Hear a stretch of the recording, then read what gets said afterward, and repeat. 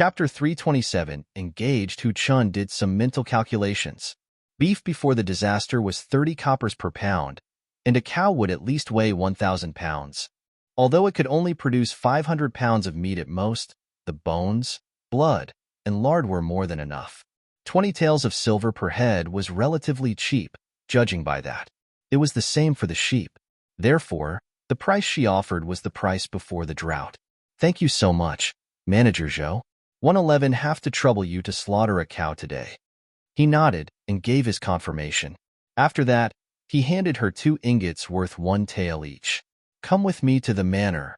After Zhou finished speaking, she locked up and brought Zhuang to the manor. She went to find Uncle Nian and requested that he help pick a fat and strong cow that weighed about 1,000 pounds and slaughter it. He also processed the cow blood and oil for them. Then, he asked Zhuang to drive the donkey cart to the construction site. After they left, Zhou expressed her wish, Uncle Nian, it's going to be winter soon. Before the new year, take 5 sheep and 2 cows to nourish everyone's body. You and Chang Shun can talk about slaughtering and arranging it. Thank you so much, mistress. It just so happens that everyone is short of nutrients these days. It's still early today, so let's slaughter another cow. We'll have some beef soup at noon. All right, we'll get to it. After saying that, Uncle Nian turned around and left. At noon, Zhou took charge of the kitchen and made 2 large pots of beef offal soup. She also put some vegetables and dried sweet potatoes in it, satisfying everyone's appetite. After the meal, Zhou asked people to send 20 pounds of beef, some bones, and blood tofu to Zhaosheng and the others in town. Meanwhile, she took some beef bones and tendons back home, then cooked a big pot of beef soup with the beef meat from her inner space. After it cooled down, it formed a meat jelly similar to jello. She cut them into small pieces and kept them in the refrigerator. This way, it would be convenient to cook them in the future, and she wouldn't have to worry about others smelling the beef and causing trouble. Father Gu was almost done with his examination, but he wasn't satisfied just interviewing Hu Chun, so he told Gu Chengji and Gu Changye to ask around. At the same time, Hu Chun had also contacted Gu Zishan through the 2 brothers. After everything, Hu Chun and Gu Zishan's marriage was finalized 5 days later. The wedding date was set for the 8th of February, after the beginning of spring. After Zhang Qingqing and her mother received the news, they were both a little disappointed. Besides the Gu family's sinful status, they also knew they weren't a match for the Gu family. In the end, they could only give up. However, the village chief quickly introduced Qian Zhuang to Zhang Qingqing. Their marriage was also quickly settled. Zhou, on the other hand, was unconcerned about these and continued to sell her skincare cream. However, few people in the village could afford it. In the end, only 10 bottles were sold, and 2 bottles were given to outsiders. In the blink of an eye, a month had passed. It was now winter, and most of Hu Chun's village houses had been built. After more than 10 days of letting the cement harden, they gradually moved in. Early in the morning, Qian Zhuang came to deliver a letter, saying that the old men of the manor had returned. Uncle Nian said that to welcome them back, they would slaughter sheep. Qian Zhuang invited Zhou to have some mutton soup with them. Zhou saw that the weather was good, so she brought 20 pounds of glass noodles and went to the manor with him. Zhou looked at the few chubbier old men chatting with Manager Liu in full swing. After greeting Manager Liu, she turned to the old men and said, "It seems that you guys have been living a good life, promoting the white sweet potatoes." Chapter 328 It's snowing. Greetings, mistress. The old men immediately stood up and greeted her. It's mainly because of mistress that we've been treated as guests, so we got a little fat, said Uncle Sun, the oldest of them. It's good that you've returned safely. Did your trip go smoothly? The third prince brought us around personally. Other than the first 2 days, when we weren't used to the place and weather, everything went smoothly. Yeah, it's all thanks to Master Gus medicine. Otherwise, I would not have been able to adjust to the humid environment. It's fantastic that it came in handy. They'll join the kitchen this afternoon and make you some mutton soup. Thank you, boss. After Zhou knew everything was going well for them, she said a few polite words and turned around to get busy. After lunch, Zhou took a plate of lamb chops and was about to leave when Manager Liu followed her. Miss Zhou, because of the white potato, The first prince and the fourth prince have sent people over. You guys should try to keep a low profile these days. Just in case, don't spread the news about the white potato flower. *IZ, for its /* diamond suit, it SDI1. You're afraid they'll target us for the vermicelli recipe? That's right. This potato vermicelli is even more delicious than rice vermicelli. On top of that, the yield of white sweet potatoes is high, and I believe it will be popular the year after next. Then, were they the ones who bought the sweet potatoes at a high price? The first prince's men? Yes. My men have been watching them, and it seems like they haven't made any big moves, but it's hard to say they won't do anything in the future. I understand. They'll definitely be careful from now on. After Zhouing reassured him, she went home with Erzhuang. At night, Zhouing told Gu Chungrui about the matter. You should be more careful. I don't know if they will suddenly do something crazy. It just so happens Dr. Luo is also planning to close the clinic soon, so I will stop going tomorrow. Close down? You don't have any more herbs? That's right. Qingshui Town's medicinal herbs have been selling without restocking. I used much of it to treat Hu Chun and the others last time, so the stock is almost empty. That's fine. It's getting cold now, and you won't make much anyway. We can just stay at home and enjoy the winter. Yup, it'll keep you company. All right, should we send some things over to Zhaocheng and the others tomorrow? Bring some veggies over. The amount of grain they have stored is already quite a lot. All right, we'll bring some over tomorrow morning. The next day, Gu Chungrui had just set off with a cart full of carrots and cabbages when the wind started to pick up. In the afternoon, the sky was completely dark. When Gu Chungrui returned, it was already snowing. Although they couldn't farm in this weather, the villages were still happy. In particular, those in the outer villages were hoping for more snow. First, it could alleviate the drought. Second, they could start planting next spring if the snow gets heavy. The heavens finally granted the people's wishes, and the drifting snow lasted for 3 days. Although the snow wasn't heavy, it still piled up half a foot thick. It didn't affect their daily lives, so the snow wasn't shoved aside. Everyone gathered around the small river outside the village. The children were so happy that they went to the river to have a snowball fight daily. Therefore, it became a lively scene in the village where parents chased their children with feather dusters for pranking them constantly. The snow gradually stopped at noon on the 4th day, but the sky was still dark. The villages began clearing the snow from their streets. Zhouing and Gu Chungrui also walked out with a broom and a shovel. When they saw the Tian couple pushing the snow away with a small cart, they went forward and started shoveling the snow together. When they were almost done, Tianzhuang said, "Brother Gu, could you help me out this afternoon? I have to erect a wooden pillar in the house." Chapter 329 Snowstorm 1. Why? Is the roof going bad? Gu Chungrui turned his head and asked. Yup, the beam is old, and it's hard to say how long it will last. Tianzhuang looked up at the gloomy sky and continued. The weather is getting gloomy lately, and it will be troublesome if it snows heavily. All right, Gu Chungrui said, nodding. 111 go over after eating. After that, both of them returned home. After lunch, Gu Chungrui changed into the sackcloth clothes he had worn before and went to the Tian family's house. Soon, Xiaonyang came in with Dong Dong in her arms. Zhouing immediately greeted them with a smile and put down the book she was reading, saying, "Ah, you've brought Dong Dong out too. Hurry up, put him on the bed, and don't let him catch a cold again." "Sorry for disturbing you, mistress." Xiaonyang greeted Zhouing as she examined the books inside a cabinet. "What are you talking about? Come, stay here and chat with me." After Zhouing finished speaking, she emptied a small space at the head of her bed and let her put Dong Dong down. She then went to the small red clay tea stove on the tea table not far from the bed, picked up an iron kettle, and poured Xiaonyang a cup of boiled water. "Since you can't drink tea now, you should drink some boiled water to warm your hands." Ah, having such a small stove next to the bed is quite convenient. It's a pity that they don't sell these anymore. Xiaonyang commented with longing. If they had such a little thing, they wouldn't have to wake up every night to boil water in the kitchen. You can make this with a little modification to a broken ceramic pot. It's just that it's a little charcoal hungry.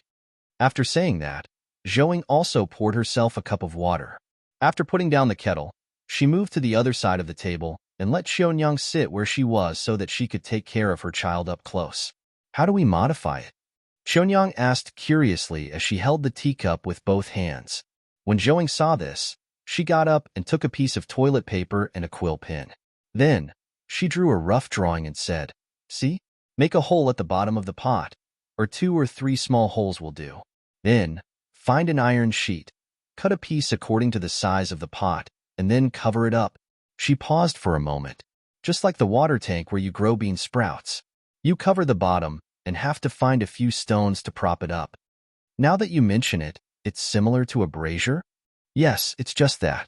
It's actually quite simple." "I understand. I'll get one made too." Xiaonyang nodded. After that, the two began to chat.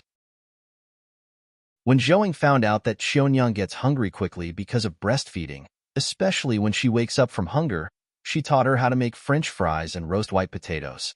Although it didn't taste as good as roasting red sweet potatoes, it could fill one's stomach immediately. At the same time, she gave Xiaonyang a few pieces of dried wolf jerky as snacks. After dinner, the couple waited for a while and confirmed that no one had come to visit. Gu Chengrui put on his coat, put out the fire, and locked the door. When he came back, he was covered in snowflakes. Zhouing was stunned for a moment before she stood up and asked, "It's snowing again?" "Yeah, and it's snowing quite heavily. It seems that we'll have to worry about the snow during the night. We'll have to sweep the snow off the house in time if it's too heavy." After Gu Chengrui finished speaking, he shook the snow off his coat and placed it at the end of the bed. "Why don't you call Zhuang in? Don't let him catch a cold." "That's true." Gu Chengrui shouted out to Zhuang, who was hiding in the kitchen. He immediately rushed over, and they entered the inner space together. As soon as Zhuang entered, he immediately turned around and ran to the grassland, chasing away the sheep that were leisurely eating grass. Suddenly, there were sounds of bleating all over. Zhouing laughed, saying, "It's said that dogs are nosy. Looks like Zhuang's been bored." Chapter 330 Snowstorm 2. Yeah, he's just bored after eating and lying around doing nothing. "I'm going to feed those animals." Gu Chengrui echoed her and turned around to chase after Zhuang. He drove a tram with Zhuang and started to get busy. As for Zhouing, she went to the mountain and got busy. She collected everything that could be collected, especially the rare medicinal herbs. After collecting everything, she saw that it was still early, so she used a pressure cooker to stew a pot of mutton soup. She planned to make soup noodles for tomorrow. After the two of them finished their work, they brought Zhuang out of the inner space. Gu Chengrui was worried about the snow, so he went out to take a look. When he saw that the snow was already a foot thick and was still falling, his heart skipped a beat, wondering if there would be a snowstorm. He quickly put on his military coat and checked the snow on the roof. As expected, the snow on the roof had already piled up thickly.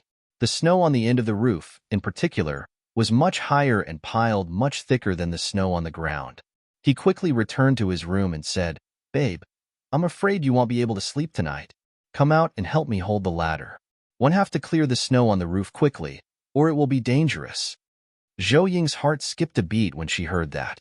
She immediately put on her clothes and walked out with him. When she saw the snow falling so heavily that she couldn't see anything more than 2 meters away, she hurriedly helped him sweep the snow off the roof. After sweeping the roof and the shed, Gu Chengrui saw no movement from the other houses. Only then did he remember that the patrol team had retreated since the snow started. "Babe," he said to Zhouing, "I have to go find the village chief. Otherwise, half of the houses in the village will collapse tomorrow. It's just waking him up anyway. Why bother going over? Let's just hit a gong or something." When Zhouing said this, she paused for a moment because there was no such thing in their house or her inner space. Finally, she simply took out a whistle from her inner space and said, "Let's use this. That's the only way." Gu Chengrui took the whistle, put it in his mouth, and blew hard.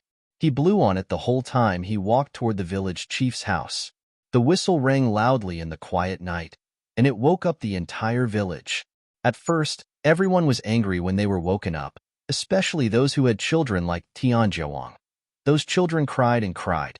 However, the whistle did not stop. People soon realized something had happened, and each family immediately sent someone out to check what was happening. When they saw the heavy snow outside, they immediately shouted in horror. Suddenly, the entire village was in an uproar. Everyone scrambled to clear the snow from their roofs. When Gu Chungrui arrived at the village head's house, the two brothers, Jianjiashi and Qianjiala, had already started working together to sweep the snow off the roof. The village chief raised his head and looked at the snow in a daze. Grandpa Qian, Gu Chungrui quickly stepped forward. The village chief patted him on the shoulder, then sighed with a heavy face. "Thanks, boy. I thought we could hide from it, but it came regardless." Gu Chungrui immediately knew what he meant. He didn't know how to reply to that. Who would have thought they would encounter a snowstorm after they avoided the drought and the flood? Even if they wanted to escape, they probably had nowhere to run. He replied, "Since you're up, I'll go back now." After he finished speaking, he turned around and walked back. On the way, he went to the patriarch and his old house. After making sure that they were all awake, he rushed home. When he returned, the roof was again covered with a thick layer of snow. The snow on the ground was almost 2 feet thick, illustrating the heavy snowstorm.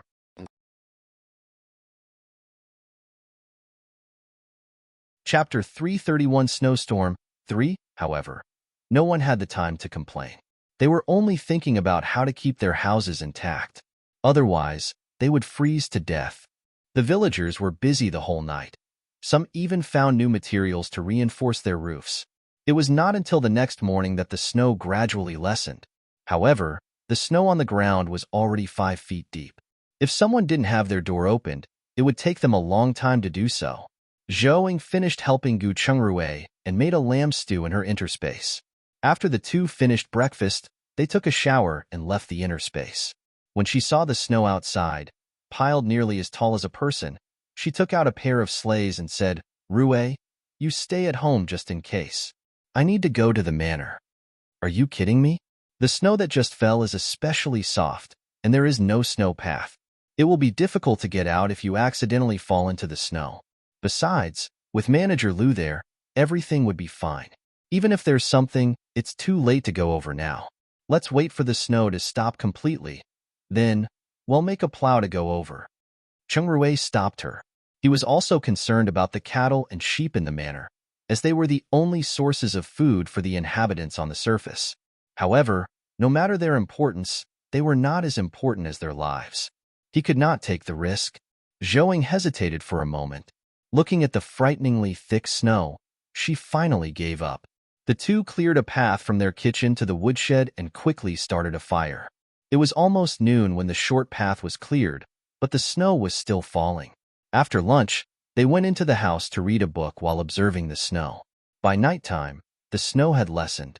By midnight, the snow had gradually stopped. Only then did Zhou and Gu Chungrui lie down and have a good sleep. When the snow started falling, people were on duty in the cattle and sheep shed in the manor. That was why they had discovered the possibility of a snowstorm earlier than anyone else. The person on duty immediately called for everyone to get busy, so other than wasting some firewood in the cattle and sheep sheds, there were no casualties. However, Manager Lu and the others could no longer live in their tents. Half of them crammed into the courtyard, while the other half crammed into the newly constructed dormitory. As for Hu Chun's newly built village, although they discovered the snowstorm a little late, their house was newly built, so they were fine. However, their food supplies were usually bought daily. They could, at most, last for 10 more days with their supplies, but the road might not even be cleared in a month, let alone 10 days. Therefore, when Hu Chun saw the situation outside early in the morning, he was so anxious that his mouth began to froth. He immediately called out for everyone to quickly clear the roads to the village. As for the other villages, including the town, most of the inhabitants discovered the snowstorm too late and had their roofs collapse. They had to wait for rescue and just try to hold on and survive. So when the snow stopped, the people finally heaved a sigh of relief. But when they looked at the snow outside their homes, they all started to worry. On the morning of the third day, Gu Chungrui woke up and said, "Babe, let's use your inner space to suck in the snow. It'll be troublesome if the snow starts to melt after being piled up." All right, they'll put them in the storeroom. After Zhouing finished speaking, she put her hand directly on the snow to try, but she could only put a palm-sized piece in each time.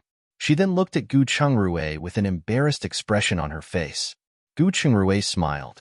Take out the small cart from the villa. Try it again once it's filled. Zhouing nodded and did as she was told, and she found it could be stored in her inner space that way. After they found a way, they started to get busy. They moved most of the snow in the yard into the inner space, and by noon, they could open their door.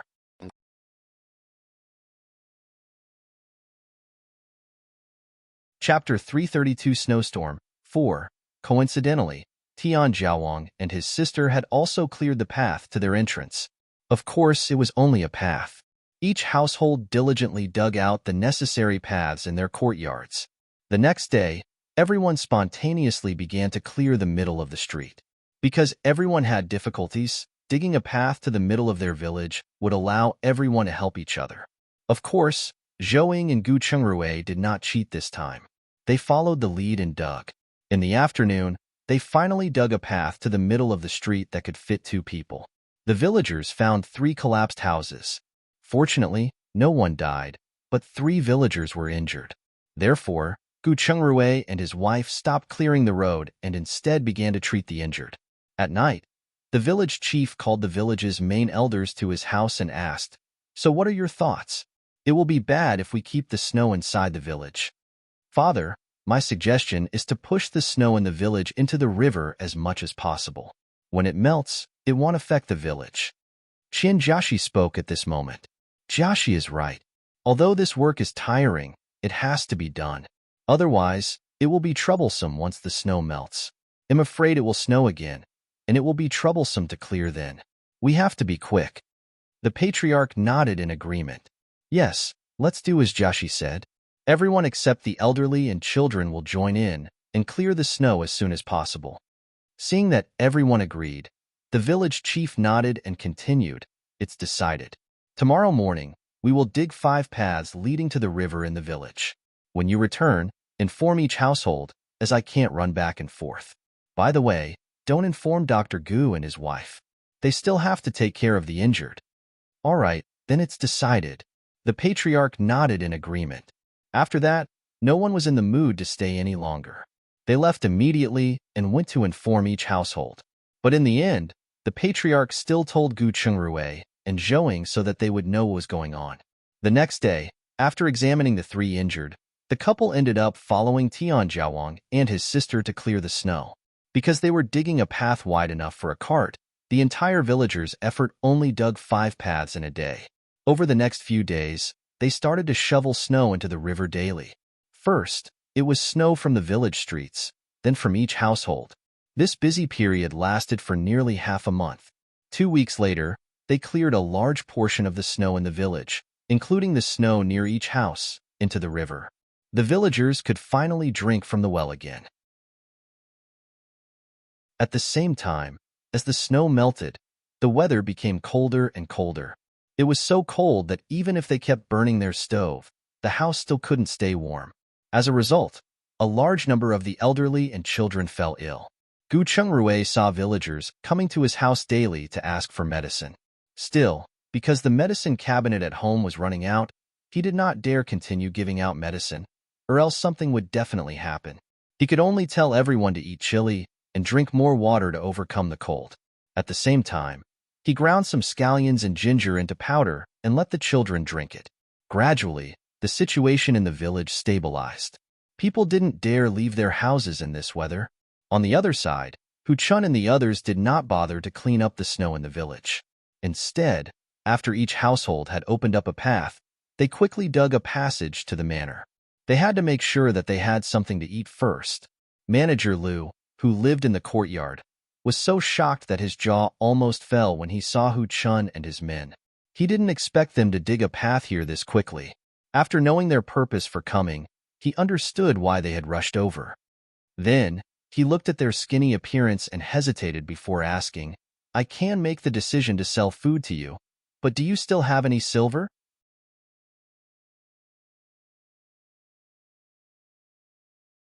Chapter 333 Snowstorm 5. When Hu Chun heard that, he gritted his teeth and kneeled. We still have 50 silver taels. Can you sell us 3 cows and some grain? Well, definitely pay off the silver we owe within a year. The villagers who followed behind immediately kneeled and begged. Manager Lu looked at Hu Chun, who was kneeling on the ground and kowtowing.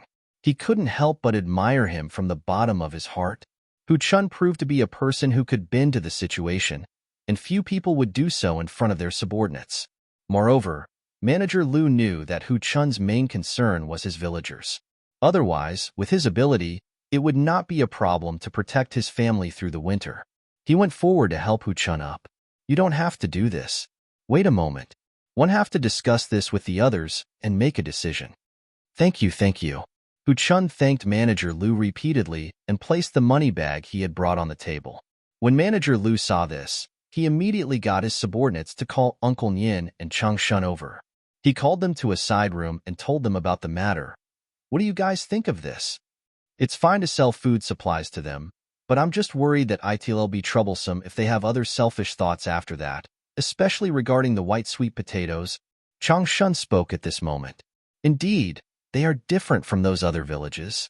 After going through many life and death situations, their inside is ruthless. Uncle Nian agreed. If we don't give it to them, they'll have a better reason to cause trouble. That's the most troublesome part of this. If they dare cause any trouble after we give them their food supplies, we won't have to hold back then. Chang Shun and Uncle Nian exchanged a look and replied, since you've already considered the consequences, well, heed your decision. How about we give them 50,000 pounds of the white sweet potatoes, plus the 3 cows? If they eat them sparingly, it should be enough for them to get through the winter. Manager Lu proposed. All right, we'll do as you say. With such a heavy snowfall, we'll be able to plant a plethora of sweet potatoes next year. Chang Shun added. Manager Lu nodded and returned to Hu Chun, informing them of their decision. This is the best we can do for you. The white potatoes are a one-time thing. You can split them on your own. Thank you so much. Hu Chun expressed his gratitude to Manager Lu. The others were also pleasantly surprised because they knew that with these food supplies, although they would still starve, they would not starve to death in the winter. Let's write a written agreement. After Manager Lu explained what they were getting, he quickly wrote an agreement and marked the price of the white potatoes as 10 coppers per pound. After Manager Lu finished, he handed it to them and asked them to press their fingerprints on it one by one. Remember, a 1-year deadline. We'll take a 30% interest if you can't make it. Thank you, Hu Chun said again, bowing and thanking Manager Lu. As for the calculation of interest on the chance of late payment, he didn't take it to heart because this was normal. The interest wasn't high, either, and they could still afford it if something terrible were to happen and they couldn't make the repayment. After they were done with their thumbprints, Manager Lu told them to wait while Chang Shun sent others to the warehouse to prepare the white potatoes for them. Hu Chun didn't stay idle either. He immediately returned to report the good news and asked his villagers to return with carts. At night, all the white potatoes had been transported away. Manager Lu reminded Hu Chun, those sweet potatoes were squeezed out of our rations. I hope you can make reasonable arrangements as there won't be any more in the future. I understand. I will see you soon in the new year. Hu Chun bowed again, then caught up with the line of villagers carting away the white potatoes. As for the 3 cattle they brought, they were the ones driving the carts back. They had even made these cattle to help transport the white potatoes on a few round trips. After they returned, Hu Chun gathered everyone and said, these are our winter food supplies for this year. So to save food and firewood, I've decided that we cook in large batches for everyone to eat together as a community. What do you all think?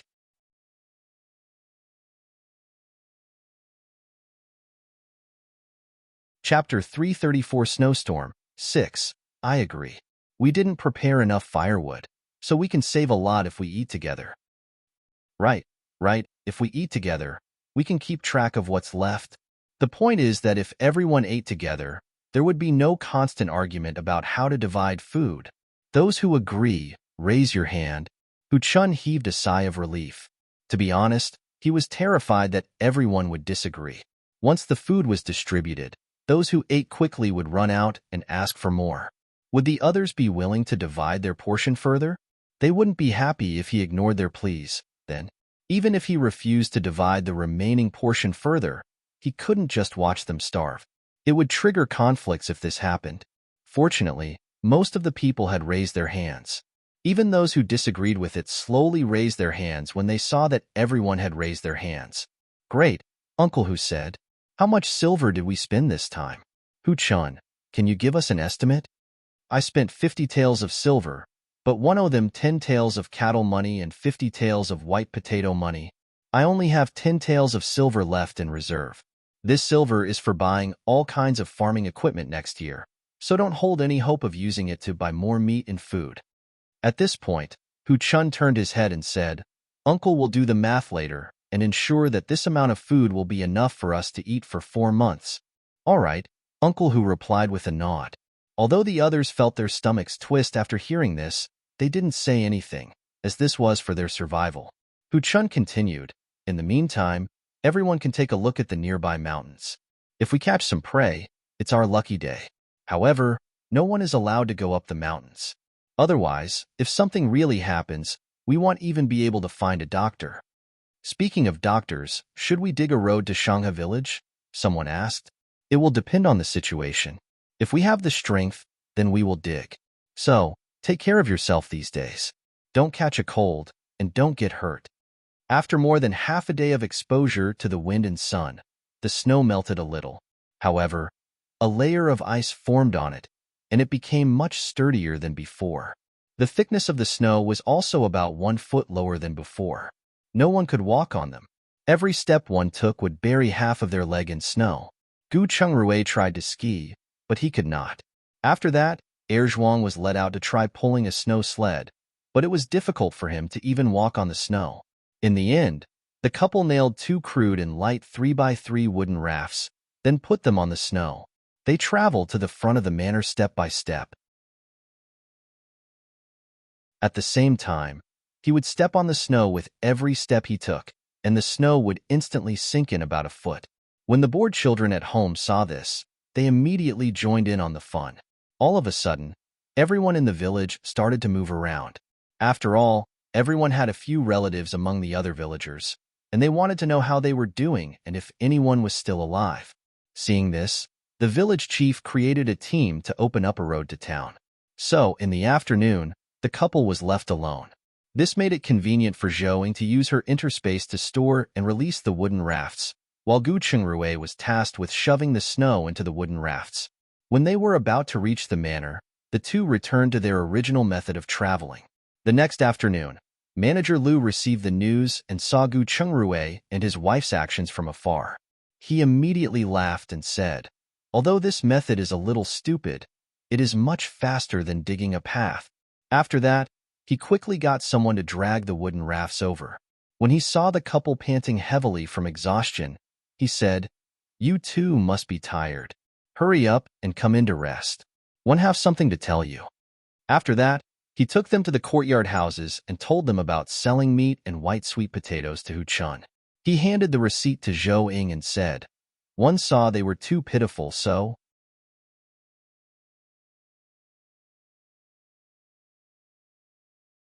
Chapter 335 Snowstorm 7. Uncle Liu, you did the right thing. Otherwise, if they were really forced into a corner, I'm afraid the manor would not be able to live in peace.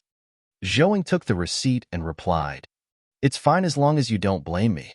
By the way, how's your village doing?" Manager Liu asked. "Pretty good. We took notice of the snowstorm in time, but 3 houses collapsed and 3 people were injured." "What? 3 people were injured?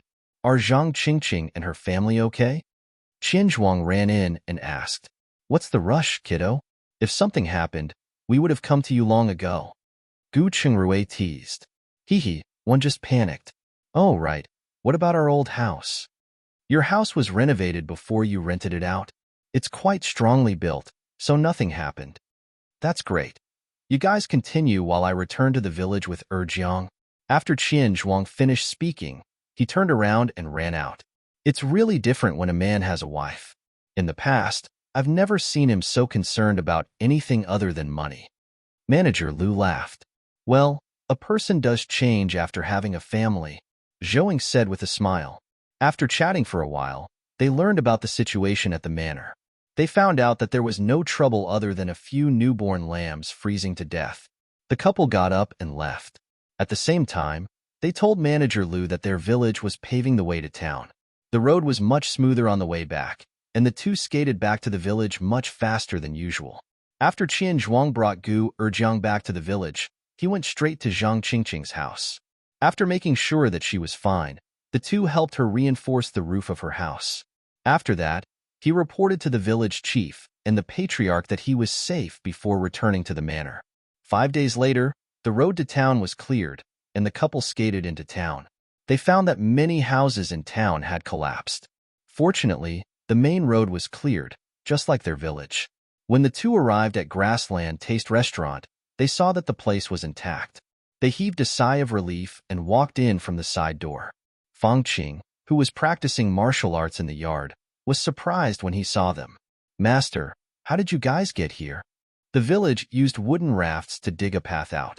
"How are you guys? Are you all okay?" Zhouing asked. Uncle Zhao Cheng fell down the ladder while cleaning the snow on the second floor. Fortunately, there was snow underneath him, and nothing serious happened. However, he injured his waist and has been lying in bed for several days. "And you guys just waited like this?" Gu Chengrui asked. "We don't know where the doctor's residence is, so we only rub some safflower oil on him daily. He's feeling better now compared to a few days ago. You guys continue chatting. We'll go over and take a look." Gu Chengrui walked into Zhao Cheng's room after he finished speaking. "Is there anything else you need to let us know?" Zhouing asked.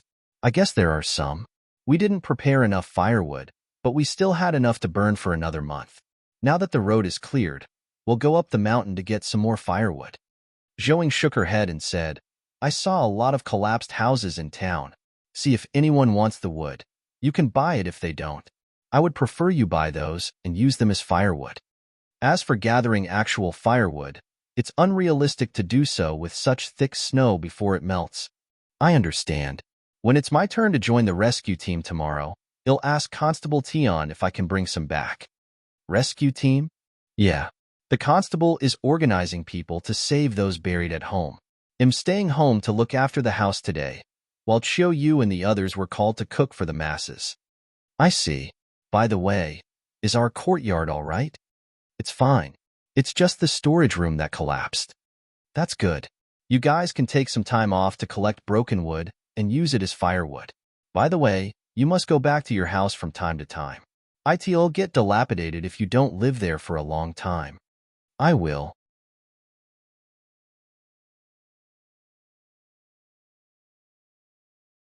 Chapter 336 Snowstorm 8. On the other side, Gu Chengrui entered the room and walked to the bed to examine Zhao Cheng. He said, "Fortunately, it's only a tendon injury, but just the safflower oil won't do. They'll make some ointment for you later, and remember to apply a hot compress. Also, you must take good care of yourself and not catch a cold. Otherwise, it may cause a chronic illness." "They'll remember it. Sorry for the trouble." Zhao Sheng nodded. "In any case, you fell and injured yourself while working for the restaurant. Rest well for a few days." After Gu Chengrui finished speaking, he gave him a few more instructions. He then left the room. After that, the couple did not stay and quickly returned home. By the time they reached home, it was already freezing. The two made a cup of onion soup and drank it. They then heated up the stove and ate a hot pot of mutton soup. After lunch, Gu Chengrui went straight to the inner space to make some herbal medicine. Zhouing, on the other hand, had some free time. She then remembered that there were 3 chickens in their backyard in addition to the horses. The chicken was frozen to death from the snowstorm, but it was still meat.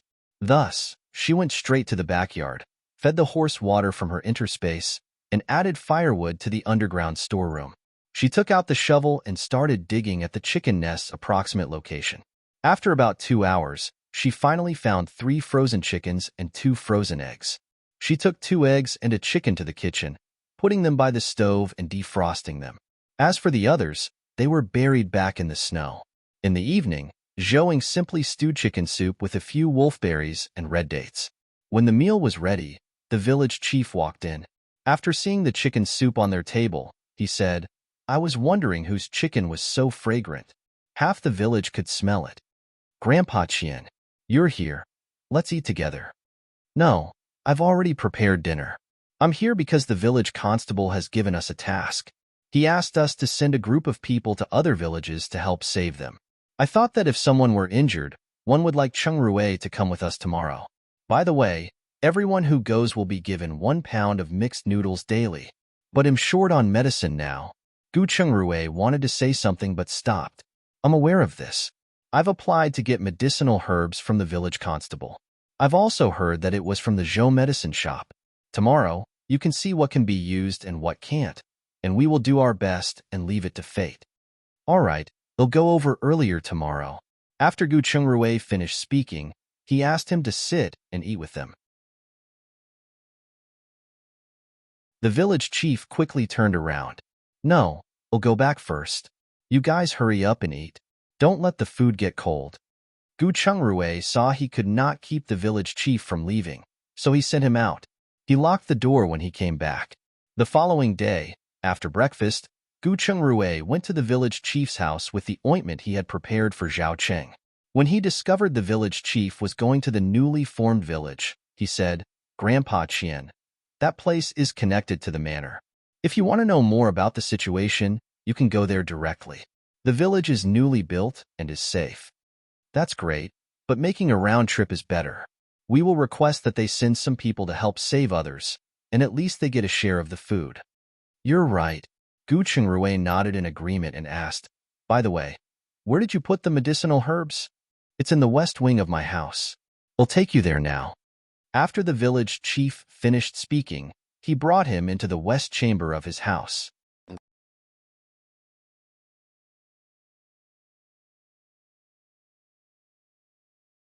Chapter 337, Leopard from the Mountains, 1. After Gu Chengrui went in, he went forward to look at the medicinal bags one by one. He did not expect them to all be bottom-of-the-barrel stuff. If it wasn't inferior goods, then it was crushed and mangled. Fortunately, it was not soaked and could still be used. He picked up some medicine for external injuries and went to town with Qin Jiaxi and the others. After sending the ointment to Zhao Cheng, he returned to the gathering point. When he saw Dr. Luo standing in the crowd, Gu Chengrui asked, Master Luo, is everything all right at home? Pretty good. What about you guys? Dr. Luo immediately turned his head and replied after hearing his voice. Not bad, but it's freezing. Once the fire stops, we can't stay in the house. Same here. Fortunately, we took the firewood and charcoal from the clinic back home. Otherwise, we would have frozen silly. At this time, Tian Jingzhong walked over with a yawn. After assigning the tasks to everyone, he said, Everyone, you've seen the road paved by Shanghe village, right? Let's use the same method. It's not only energy-saving but also fast. Let's try to get a clear understanding of the situation in each village within 2 days. We saw it. If I had known we could do something like this, we would have saved much effort. Someone immediately chimed in. All right, let's hurry up and set off. We'll gather here at night. After Tian Jingzhong finished speaking, he stopped Qin Jiaxi and asked, Jiaxi, where's your father? They went to Xianan village, the newly built village. One heard the path there has been cleared, so my father went over to ask for help, Jiaxi replied. I see. All right, you lead your team and save as many people as possible. Roger that. We'll go now.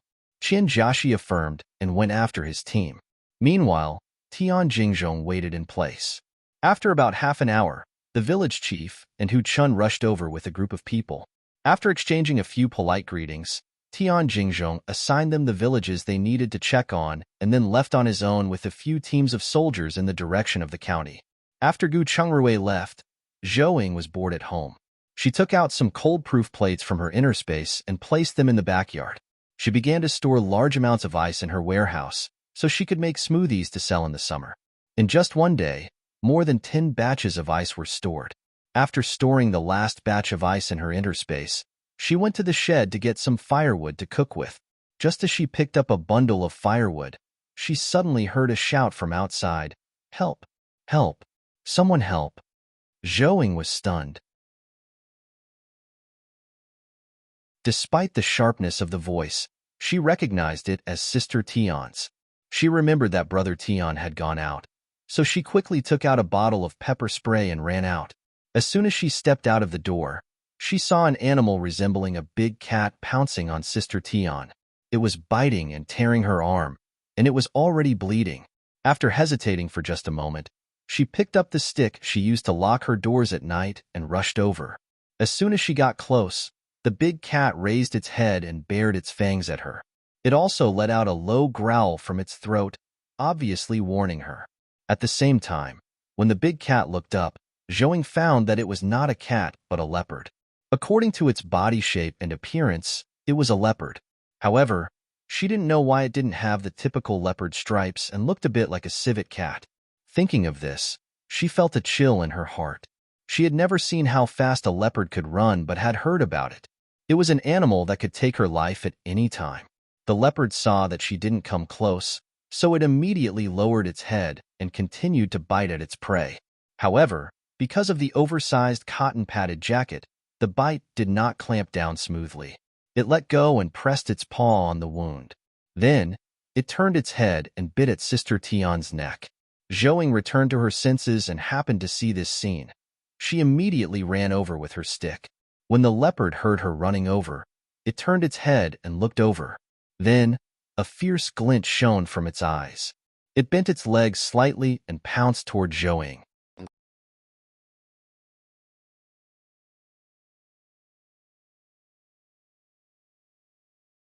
Chapter 338 Leopard from the Mountains, 2. Seeing this, Zhouing no longer cared about the stick. Instead, she raised her hand and quickly sprayed the pepper spray at it. This time, not only did the leopard choke and scurry to the snow pile not far away, even Zhouing was choking and sneezing nonstop. When Sister Tion saw this, she immediately stood up and ran over to support Zhouing. Zhouing, are you okay? I'm fine. When Zhouing opened her mouth, she sneezed and handed her the pepper spray. After that, she sneezed a few more times and finally recovered. The leopard's reaction was much stronger than hers. It choked and rolled around in the snow but did not intend to leave. At that moment, the villagers heard the commotion and rushed over. Seeing the leopard rolling in the snow, someone asked, "This must be a leopard, right? Why is it in the village? It's probably hungry. Look at how thin it has become. This is bad. We have to kill it. Otherwise, we won't know when it will kill one of us." A clan elder walked out at that precise moment to warn. Everyone ran to Zhou Ying's and Tian family's houses to find weapons. Zhouing also immediately went home and then took out a crossbow, aiming at the leopard that had begun to escape. The arrow shot out and hit the leopard's leg, causing the running leopard to fall down instantly. "Go. It'll be troublesome if it gets into the village," the elder immediately urged. As soon as he finished speaking, a few older men immediately rushed forward with rods in their hands. They swung their farming tools at the leopard. Because the leopard's leg was injured and it was starving too, it struggled a few times before the surrounding villagers killed it. Zhouing stepped forward and collected the arrows from the leopard's body. It seems that the animals on this mountain have run out of options. We'll have to send people to patrol in the future. Indeed, it seems like we really have to be careful in the future. The clan elder nodded in agreement. He then saw that the clothes of the villagers around him were more or less scratched and torn. He raised his hand and coughed dryly. "This leopard isn't that big. You guys can split it." Zhouing shook her head immediately, as cat meat was sour and she didn't like to eat it. She walked directly to Sister Tion's side and said, "Sister Tion, come with me. They'll treat your wounds." "Sigh, it's all thanks to you today. I'm afraid one would have lost my life if it weren't for you." Sister Tion nodded and followed her home. When Zhouing had almost cleaned up the wounds on her arm, Gu Chengrui rushed back. Zhouing immediately stood up and said, "Rui, you should bandage it. I'm going to cook." "Sure. Remember to make me a cup of ginger soup." "I'm freezing," Gu Chengrui requested, and he rubbed his hands hard before treating Sister Tion's wounds. Gu Chengrui looked at the wound and asked, "Sister Tion, was this bitten by a cat?" Uncle Gu mentioned it was a leopard. After Sister Tion finished speaking, she briefly repeated what had happened to him. Gu Chungrui immediately fell silent and began to treat her wound seriously. After finishing, he hung her arm around her neck and said, "The wound isn't serious, but remember not to get it wet or frozen. Remember to come back tomorrow at this time to change your dressing." "How much is the medical fee?" Sister Tian asked. "Just give me 10 coppers for the medicine. We'll charge you as a whole when you are well." Gu Chungrui said, "Thank you. Do take your rest, and he'll be going back." After saying that, Sister Tian stood up and walked home.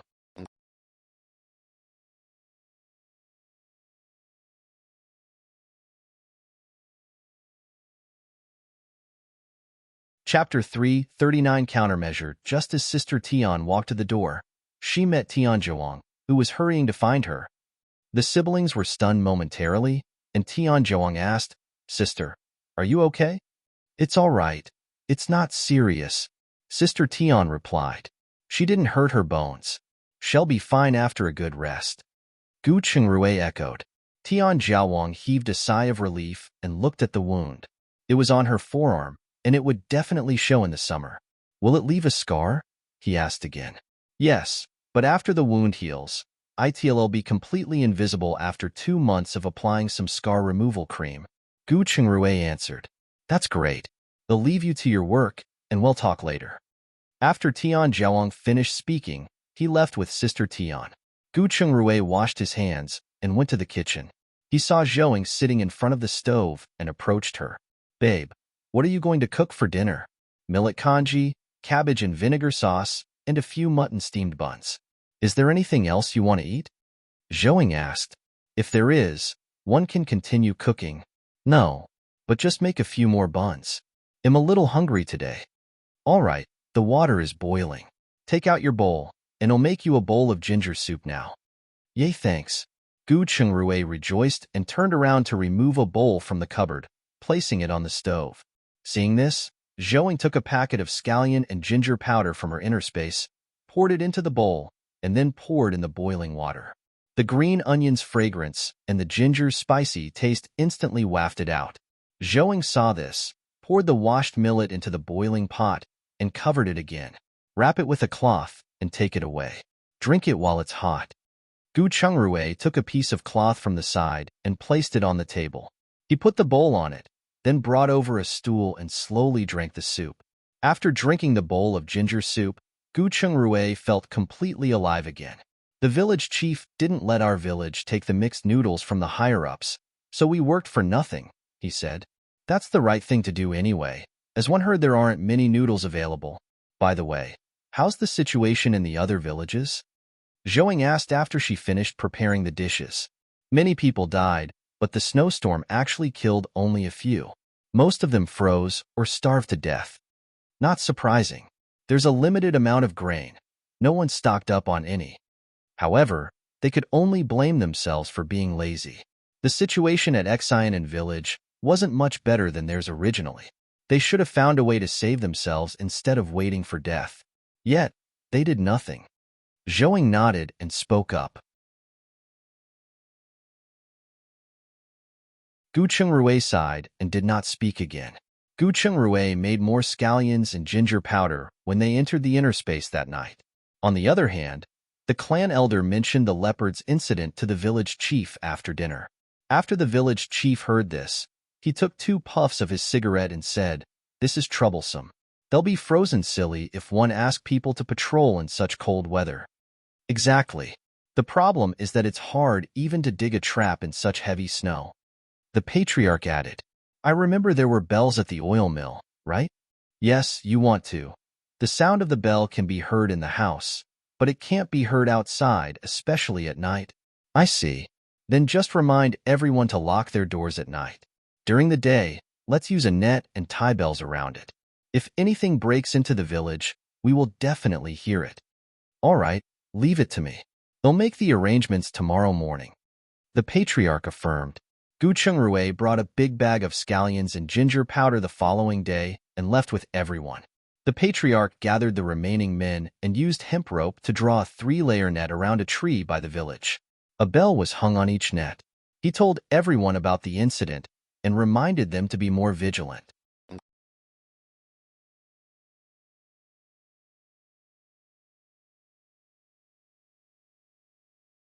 Chapter 340 Selling Meat 1. Zhouing shook her head. This method was sound, but what could they do even if they heard the bell ringing? By then, the wild beasts would have already rushed into the village, so it was ineffective. Fortunately, nothing else came down the mountain over the next few days. It made sense. Leopards were not to be trifled with. If they were forced to come down the mountains, it meant that there were no animals left. Naturally, there would be nothing coming down the mountains. 5 days later, all the villages in the town were cleared, including the roads to the county. Gu Chengrue had temporarily returned to the clinic to treat the injured and sick. In an instant, the atmosphere in the village turned cold because most of the families had gone to funerals. On this day, Zhouing was in the back storing more ice when she suddenly heard Zhuang's bark. She saw Gu Zi and Mrs. Wang walking in when she walked out. She hurriedly stopped Zhuang and let them into the house. After making a cup of chrysanthemum tea for each of them, she asked, "Auntie, big sister, what brings you here? I have something to ask." "Wow, your room is warm." Mrs. Wang sat down and rubbed her frozen face, then covered the teacup with both hands. "I bought a lot of firewood this year, so we have a little more to spare. We do have to treat ourselves sometimes, right?" Zhouing smiled and poured herself a cup of tea before sitting down. "Auntie, you said you had something to ask. What is it?" he asked. "It's not a big deal. Cheng Si's wife is pregnant, so she wants to eat a few mouthfuls of meat to nourish her and her child. In addition, it's almost the 12th lunar month, so we wanted to buy a cow from you to celebrate the new year. I don't know if it's convenient for you." Mrs. Wang explained her reason for coming. "If it's convenient, I'd like to buy a sheep too." Gu Zi said, "That's fine, but isn't it a little too early? The meat won't be fresh if left for too long." Zhouing said, "It's fine. It's cold this year. If we put it in the snow, the meat won't go bad before it melts. We can store it for a few more months." Mrs. Wang explained. Zhouing didn't try to persuade them again but asked, "When do you guys want it?" "Within 2 days if possible." At that point, Mrs. Wang hesitated and asked, "Regarding the price?" "I will charge you the same price as before all these disasters. The cattle for 20 taels each, and the sheep for 5 taels each." Zhouing gave her the price. "All right, then you can send them over in the next 2 days when it's convenient. Do you want to slaughter them on your own? Not having to do that is better." "All right, it's still early now. 111 Go over to the manor in a while, and bring the meat back before dark."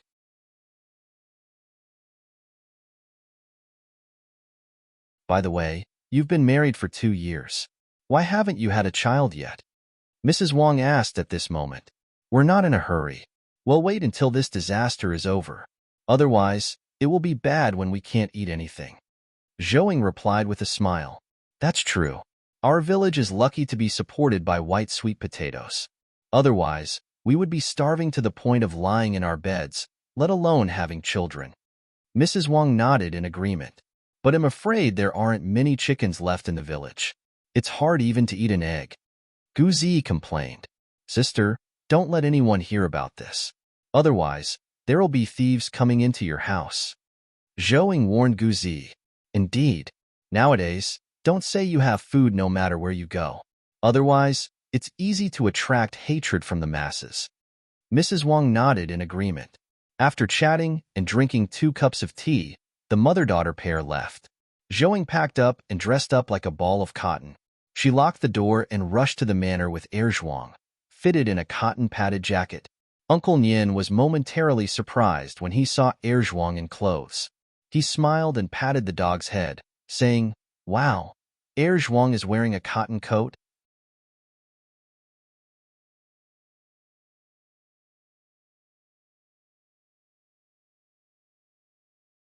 Chapter 341 Selling Meat 2. Yeah. Otherwise, it'll be so cold that Zhuang won't even come out. By the way, are the cattle and sheep okay? Zhouing asked. "They're fine. I've set up a few underground kills, so it's not too cold in the shed. Also, the dandelion, forsythia, and other medicinal herbs you brought seem to be doing quite well at the moment." "That's great to hear. By the way, I will need your help to pick a cow and a sheep for slaughter and send them to my village." "Someone is buying meat?" "That's right, the head of the Gu clan. It's almost the new year, so he wants to buy meat to celebrate. You're right. It's almost the new year. Should we send someone to try selling our livestock elsewhere? This cowshed and sheep pen are almost full.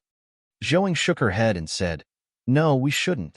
Besides Shanghe village, no one else can afford meat. It would be troublesome if the meat gets robbed. So, we'll just wait for buyers to come to us. If someone wants to buy it, we'll sell it. If not, we'll just keep to ourselves. All right, we'll do as you say. You stay here and rest while I go and get someone to prepare the cow and sheep. Uncle Nian turned around and left after he finished speaking. Zhouing went to the cowshed and the sheep pen for a walk. It was much warmer inside than outside. However, because the skylight had been sealed, it was a bit stinky inside but at an acceptable level. After that, she went to the storage room. While no one was around, she placed another layer of white sweet potato vines and more medicinal herbs. When she was almost done, Chang Shun rushed over. Mistress, please come in and have a drink. It's fine. Has anything happened recently at the manor? Nothing out of the ordinary. It's just that the weather is too cold, so we don't go out if we can. The dormitory residents, in particular, have basically hibernated. Some of them didn't open their doors for 3 to 5 days. Oh, right. Some of them ran out of salt, so I sold them some marinated red dates. That's great. Remember that we can't just give and not receive. Otherwise, we'll raise a bunch of ungrateful people. Zhouing warned and continued, there's no one selling salt now? Yeah, salt is getting rare now. Back then, we needed to marinate the red dates and feed them occasionally to the cattle and sheep. So, through Manager Liu, I went to the town to buy an entire cart of salt and cleared the small store. Sparingly used them. It's snowing heavily now, and we don't know when the roads will be cleared. I understand. We'll try our best to save as much as possible. Afterward, they returned to the guest house and sat down to drink a glass of water. After the cow and sheep meat were prepared, including frozen blood tofu, they were all wrapped in oil paper and returned to the village on a donkey cart. When they arrived at the door of the patriarch's house, Zhouing asked someone to take the goods in. After unloading them and receiving the silver, Zhouing turned around and left. Mrs. Wang stopped her. It's time to eat. Why don't you eat here? It saves you the trouble of going back to cook. Yeah, do stay. We will cook a piece of blood tofu and stew a whole cabbage. Gu Chengxi added. Maybe another day. I didn't snuff out the fireplace when I came out. I'm afraid my house will catch fire if I don't return now. Zhouing turned around and walked out after saying her goodbyes. Seeing this, Mrs. Wang could only send her out the door. Please come over to have meat with us one day. All right, you guys go ahead and have dinner. We will come over on a later date. Zhouing then dismissed Qian Zhuang, who drove the cart here, and returned home herself. In the evening, because of the smell of meat and news of her sending meat to Gu Zi's house, the villagers soon knew that Zhouing had brought meat back from the manor. They all came to her door one by one, thinking of buying some meat for the new year.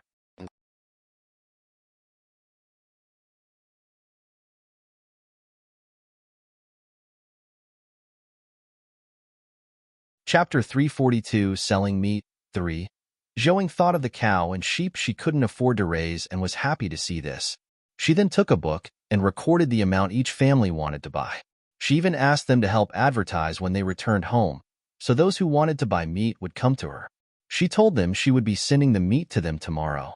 After Gu Chengrui returned home, he looked at the people coming and going and asked around. After understanding their purpose here, he went to the kitchen to cook dinner.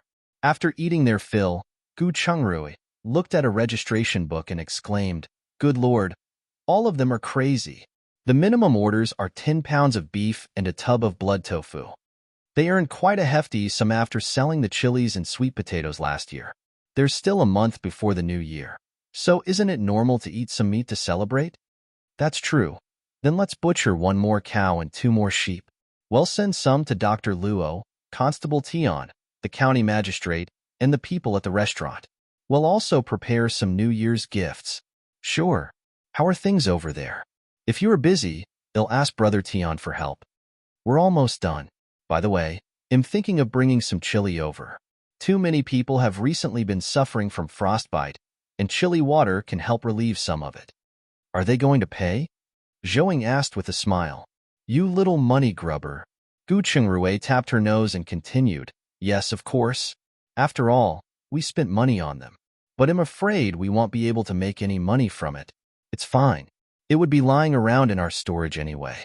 It's good to sell it now. Okay, we'll take a truckload of it tomorrow.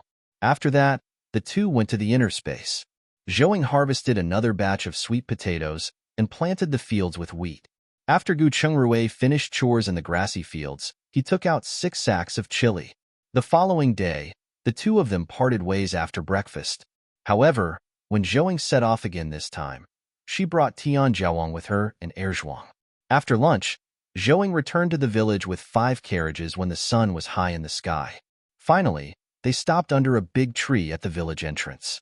She gave candy to a few children who were running around the village playing hide-and-seek and asked them to help her summon the villagers. After everyone had arrived, she led Tian Jiaowang and the 5 coachmen and began to sell the meat according to the ordered amount. When almost everyone got their orders, those who felt they had bought too little bought more when they saw that there was still a lot of meat. Zhouing didn't stop them.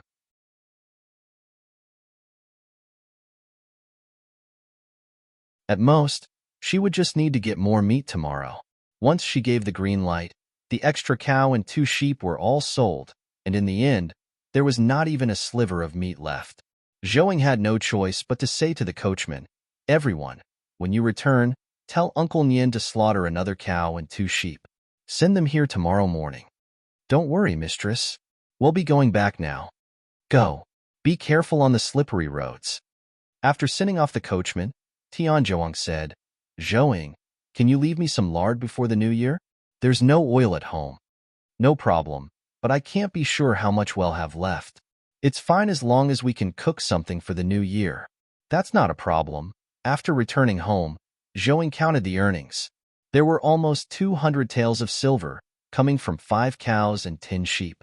It was much more profitable than selling them as a whole.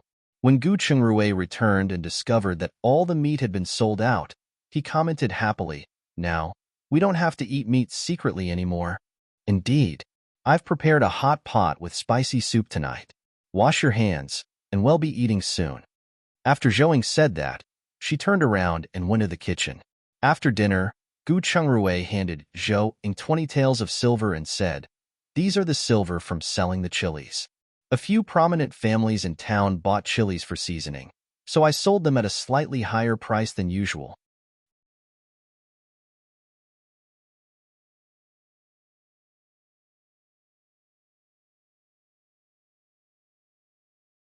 Chapter 343 Selling Meat 4.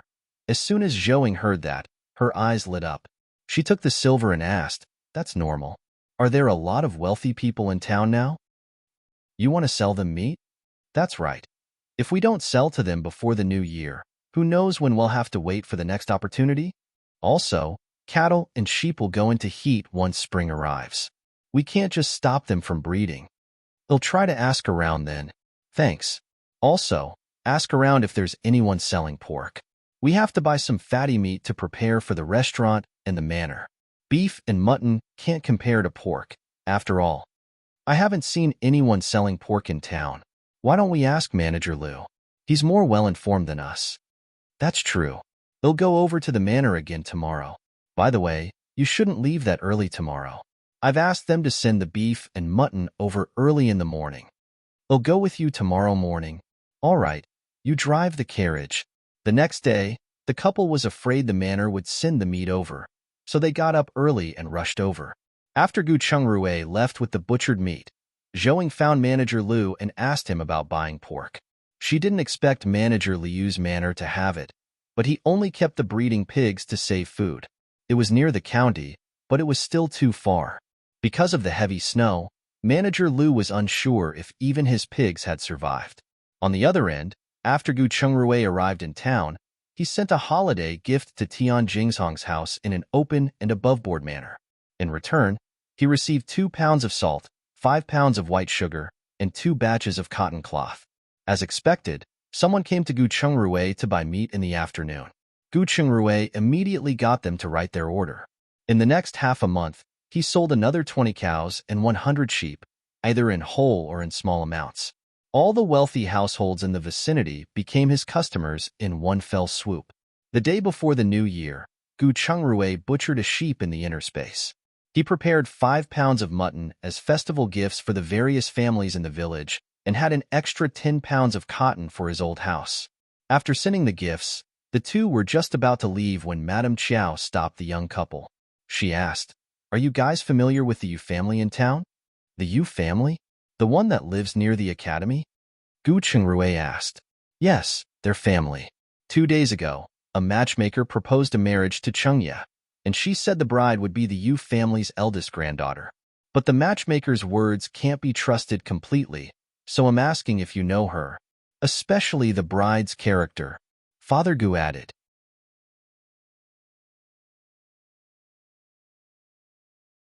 Although their family had declined, they didn't want their son to marry a troublemaker. "Our Chungya is such a handsome man. The bride looks must look good as well," Mrs. Liu echoed.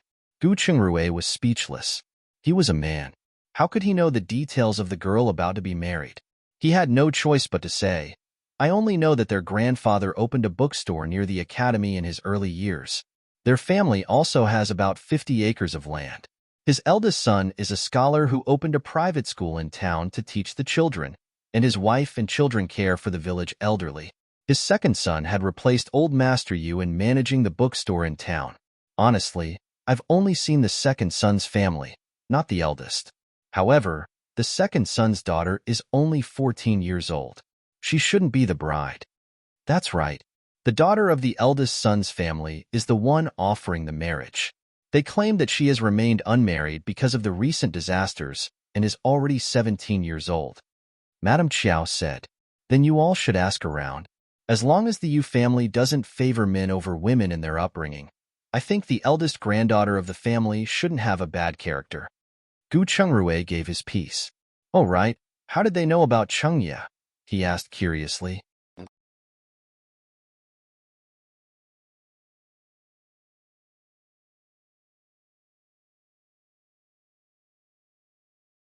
Chapter 344, The Beginning of Spring. I'm really not sure. It seems that I have to ask around. Mrs. Chiao shook her head. After that, she swept her gaze across the crowd and said, "All of you, put some effort into this matter and find out." Finally, she looked at Mrs. Liu. "You go and ask Sixth Aunt Gu. She is very well informed." "I know, Mother. We'll go over tomorrow." Mrs. Liu nodded. They chatted for a while and agreed to have a hot pot party here on the evening of the 30th. After that, the couple went home. In the blink of an eye, the 15th day of the first month of the lunar year passed.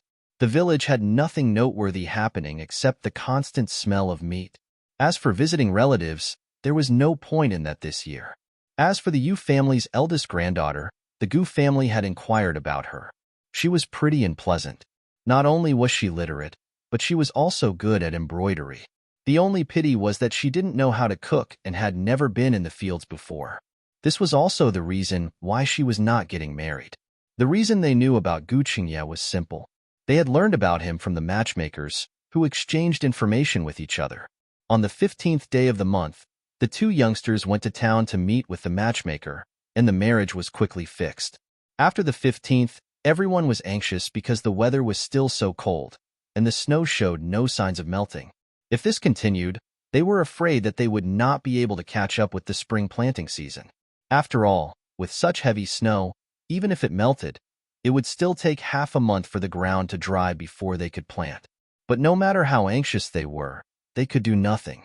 The village chief could only bring people to clear the snow again, especially on the main roads. On the 8th of February, Gu Zishan got married. Zhouing gave her a set of clothes made of material according to Gu Ziqia's standards, and she added 100 pounds of white potatoes. The dowry prepared by the family was also simple. It was just 500 pounds of white sweet potatoes, but Hu Chun was more than satisfied. As for the betrothal gift, she only found out later that Hu Chun had given her 6 taels of silver for a set of silver jewelry and nothing else. The snow began to melt rapidly in March. At the same time, the 2 wells in the village also began to produce large amounts of water. By April, the snow had melted entirely, and the river started flowing again. However, The water level was half as low compared to before. In the middle of April, Zhouing and Gu Qingrui began to teach the villagers how to plant sweet potatoes and chili seedlings.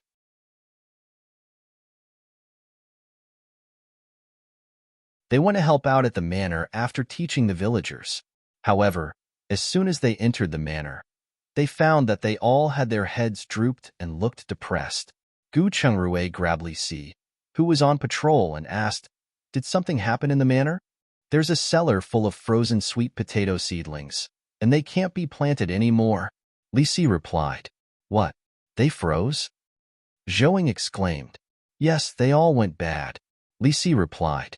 Gu Qingrui and Zhouing immediately rushed to the cellar where the seedlings were stored. As expected, there were many rotten white sweet potatoes on the ground. However, now was not the time to be distressed, so the two had to go to the field to help to manage the seedlings. They would only have to transplant a few more seedlings like last year. "Mistress, I'm really sorry. We didn't expect." Chang Shun, who was planting the seedlings, apologized with a face full of self-blame when he saw them coming over. "It's not all your fault. Last winter was too cold, and we must learn from this lesson." Zhouing said, "Yes, they'll be more careful in the future. Then hurry up and get to work. Otherwise, we'll lose even more if we don't plant at the optimal time." Understood. After Chang Shun finished speaking, he directed everyone to get busy. At this moment, Manager Lu walked over. "You're here just in time to let you know about something. They'll be leaving when the sweet potato seedlings grow." "But why? It's so much better to stay here," Gu Qingrui quickly said. The couple could have less to worry about with them guarding the manor. They did not have to worry about the safety of the manor.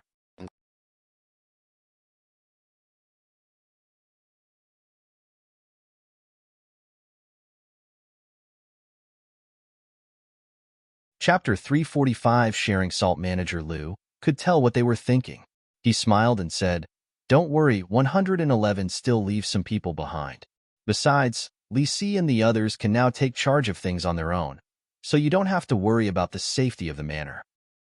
"You're going to promote white sweet potatoes to the masses?" Zhouing asked with a smile. "Yes, we should at least promote it to Yunhe County as much as possible. It's just a pity that those seeds are wasted.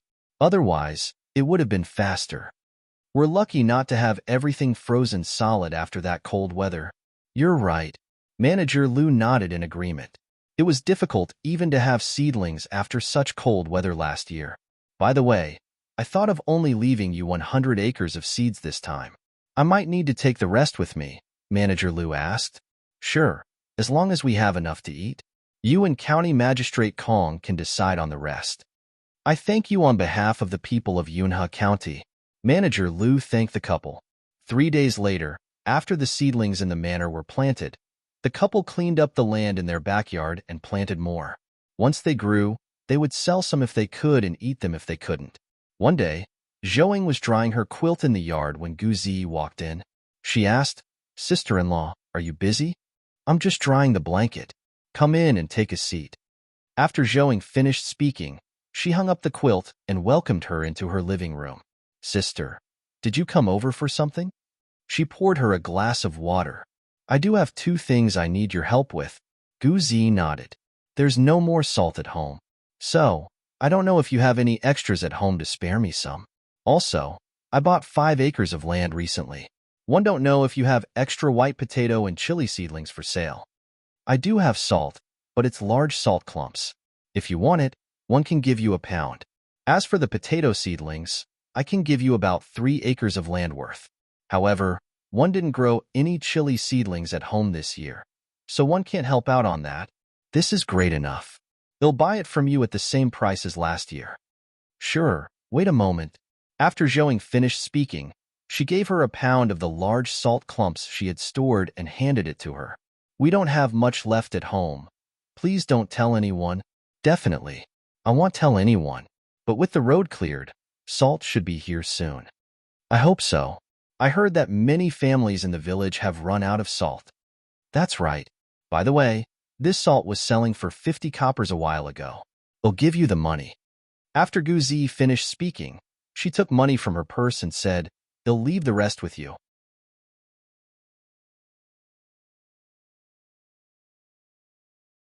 They'll take the change once one come to get the sweet potato seedlings. Sure, they'll calculate it in a go. Zhouing nodded. After chatting for a while, Guzi left. Zhouing went to the nearest well with 2 sets of clothes and some soap to wash the clothes. As soon as she went out, she found that the mountains and fields were full of children digging for wild vegetables.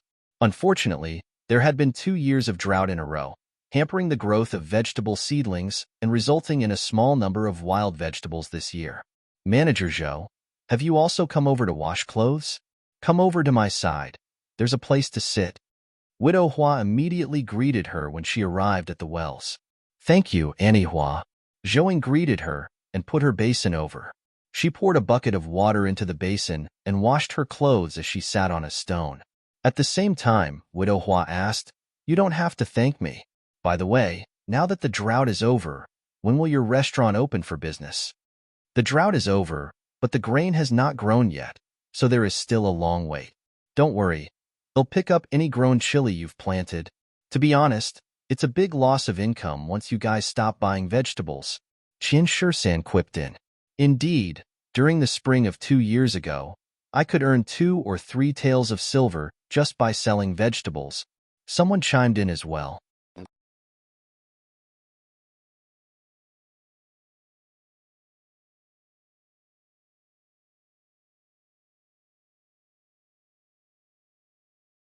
Chapter 346 I'm hungry, that's right.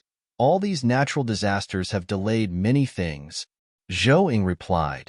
She didn't take their little schemes to heart. Everyone was aware of the current situation. If they had any schemes because of this, there was no need to befriend such people. Fortunately, they were just making small talk and asked no more questions. They began to chit-chat after that. Only after this did she find out that Chunhong was pregnant again. Naturally, Zhouing was asked when she would get pregnant, and she had to throw out her previous excuse. This immediately shut their mouths. After all, there wasn't much to eat. The problem was that they planted the white sweet potatoes late this year, and they were unsure if the ones they kept could last until the autumn harvest. Therefore, they could only muddle through the mess and eat whatever was left. Getting pregnant at such a time would only cause suffering. Widow Hua, who understood what she said, became anxious. It seemed like she had to raise a few more chickens. Help! Help! Taidan is going to die. At this moment, Tiniu ran down the mountain while shouting. Zhouing and the others immediately looked over, but he didn't run in this direction. Instead, he ran toward the village. Not long after, she saw him dragging Gu Chungrui and Tianzhong up the mountain. The women immediately sped up and gathered at Zhou Ying's house after they were done washing the clothes. After waiting for a while, Tianzhong hurriedly carried a child who was about 10 years old down the mountain. Gu Chungrui rushed into the house and quickly performed acupuncture on the child. After a while, the child retched and vomited a pile of sticky goo. Tiniu, did he eat a poisonous mushroom? Zhouing asked Tiniu. No, he picked up a dead rabbit and roasted it, Tiniu replied. Dead rabbit? Zhouing exclaimed. If she was right, very few rabbits could survive the snowstorm. Even if there were, it would be difficult to encounter them on the periphery of the mountains. Don't tell me it's a rabbit that froze to death in the snow. She pressed for more information. It seems so. Tiniu was stunned for a moment before replying. You didn't eat it, did you? No. He had already finished eating when we arrived. Go and make some soap water for Tide and a drink to wash his insides. Gu Chungrui shouted. He then collected some of the vomit to see if there was any mold. It would be troublesome if it caused an epidemic. Okay, Zhouing responded, and she immediately went back to the house. She made a large bowl of soapy water and poured it down Tidan's throat. After a while, Tidan started to vomit and had diarrhea again.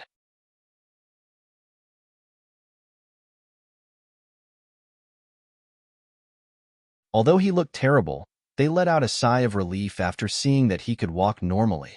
At the same time, Tidan's parents, Qian Jiaxing and his wife, came looking for him. Seeing that his son was still alive, Qian Jiaxing heaved a sigh of relief and asked, Chungrui, how's Tidan? Is he all right? He's okay for the time being. They'll prescribe him 2 doses of medicine later. He should be fine after taking them. If he still has a stomach ache, bring him over. Also, Give him some black noodles or millet porridge for the next 2 days to nourish his stomach. He can eat sweet potatoes in 2 days. Okay, we'll remember that. Tian Jiaxing looked embarrassed, but he eventually nodded. Afterward, he followed Gu Knegrui back to get 2 doses of antiparasitic and antibacterial drugs. Tianius' mother had also heard from Tiniu that Tiden had roasted a dead rabbit to eat. She immediately twisted his ear and said, "This damn child. Do you not want to live anymore? How dare you go up the mountains to eat a dead rabbit?" "But I'm hungry," Tiden replied stubbornly as he wiped away his tears.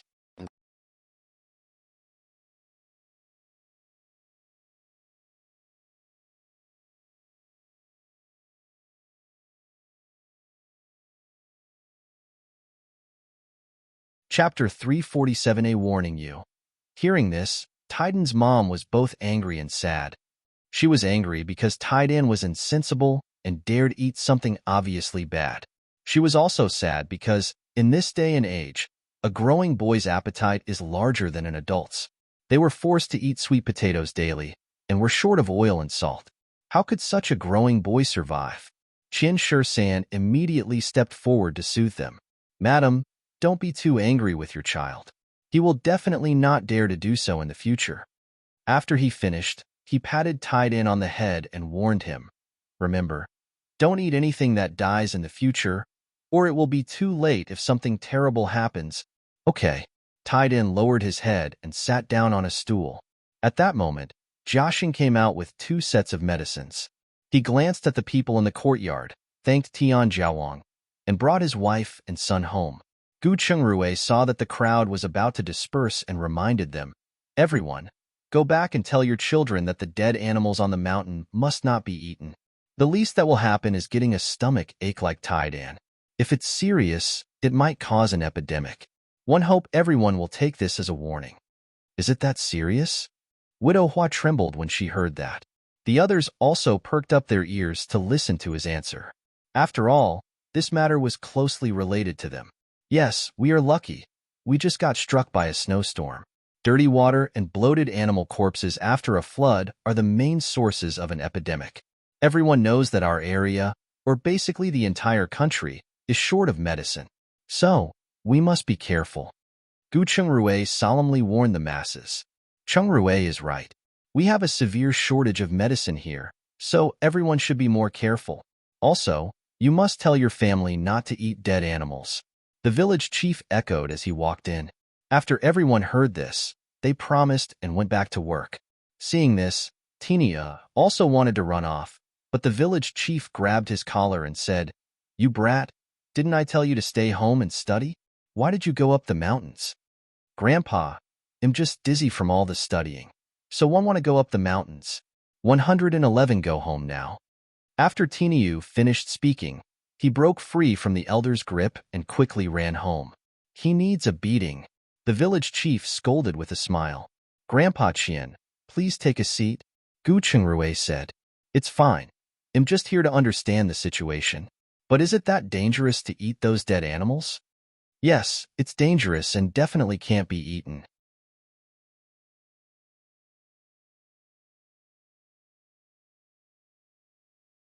"So I suggest that we wait until we're almost done planting in the field, organize the villagers to look for dead animals in the outer area of the mountain, and burn them once we gather them all." "I'll listen to you." The village chief nodded, and then looked at Zhouing. "Do you still have any cattle or sheep for sale in your manor?" "Yes. Are you here to buy meat?" "Not just me. You can get someone to butcher a cow and bring the meat here. The villagers are all hungry now. If they have some meat, they won't go crazy from hunger." "All right, 111 ask around and see how much I need to bring over." Zhouing nodded. The village head was satisfied with that. On the way back, he also helped Zhouing promote so that those who wanted to buy meat could book at her house. As expected, people came to visit after a short while. However, by the time everyone finished ordering what they wanted, there was still not enough information on how many were needed precisely. Thus, it was enough just to slaughter a cow and keep the extras, if there were any. At night, Gu Chungrui entered the inner space and did a test on Tiden's vomit.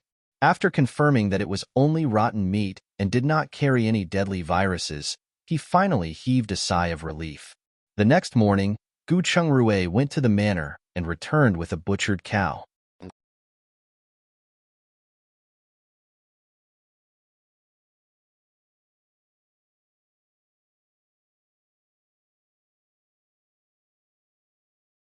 Chapter 348. A worsening disaster unexpectedly. The fastest-selling items were beef blood, beef offal, and beef bones. They were all sold out as soon as they arrived. Next were the beef ribs and lard, which were relatively more expensive and had more normal oil. In the end, only the shoulder and hip of the cow were left, which weighed about 60 kilograms. The couple looked at each other and cut 20 pounds of meat. They sent 10 to their old house and 10 to the patriarch. 2 pounds were given to each of the Tian and Wang families, and they carried the remaining home. After arriving home, Zhouing stewed all the meat, leaving a few pieces for dinner, and the rest was made into beef jerky. 2 days later, when the work in the field was almost done, the village chief specially organized a group of people to gather all the dead animals in the mountains. Especially where Gu Chungrui pointed out, they had to search the area near the starting point of the river. 2 days later, they found many small animals' corpses and lit them all on fire. In the blink of an eye, it was time for Manager Liu to set off. After he set off with batches of sweet potato seedlings, Zhouing found Sun Hongliang and asked him to help Chang Shun manage the manor. She saw Gu Chungrui and Zhou Huaiming, who had lost a lot of weight and dressed in rags, sitting together, drinking tea, and eating beef jerky when she returned from the manor. "When did Brother Zhou come over?" "I arrived in Yunhe County last night and came here early this morning. I craved your cooking so much that one just had to come here." "What would you like to have for lunch?" "I brought 20 pounds of rice, 2 pounds of salt, and some salted fish with me. Do as you see fit with them." "Salt? That's right. Brother Zhou brought a lot of salt for our Yunhe County." Gu Chungrui said, "That's great news. You guys continue while I'm going to cook."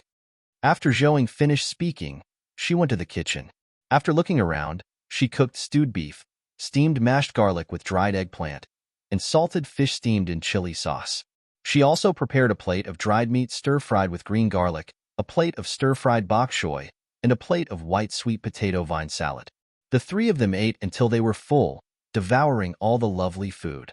Zhou Huaiming even burped a few times as he said, "To be honest, I can only have a decent meal in your house nowadays." "You're exaggerating. Let's not talk about the taste. With your status, it's easy for you to enjoy a sumptuous meal." Gu Chungrui was stunned before replying. Zhou Huaiming shook his head tiredly and said, "Not really. You're guarding the mountains here and barely go out, so you might not know the situation out there."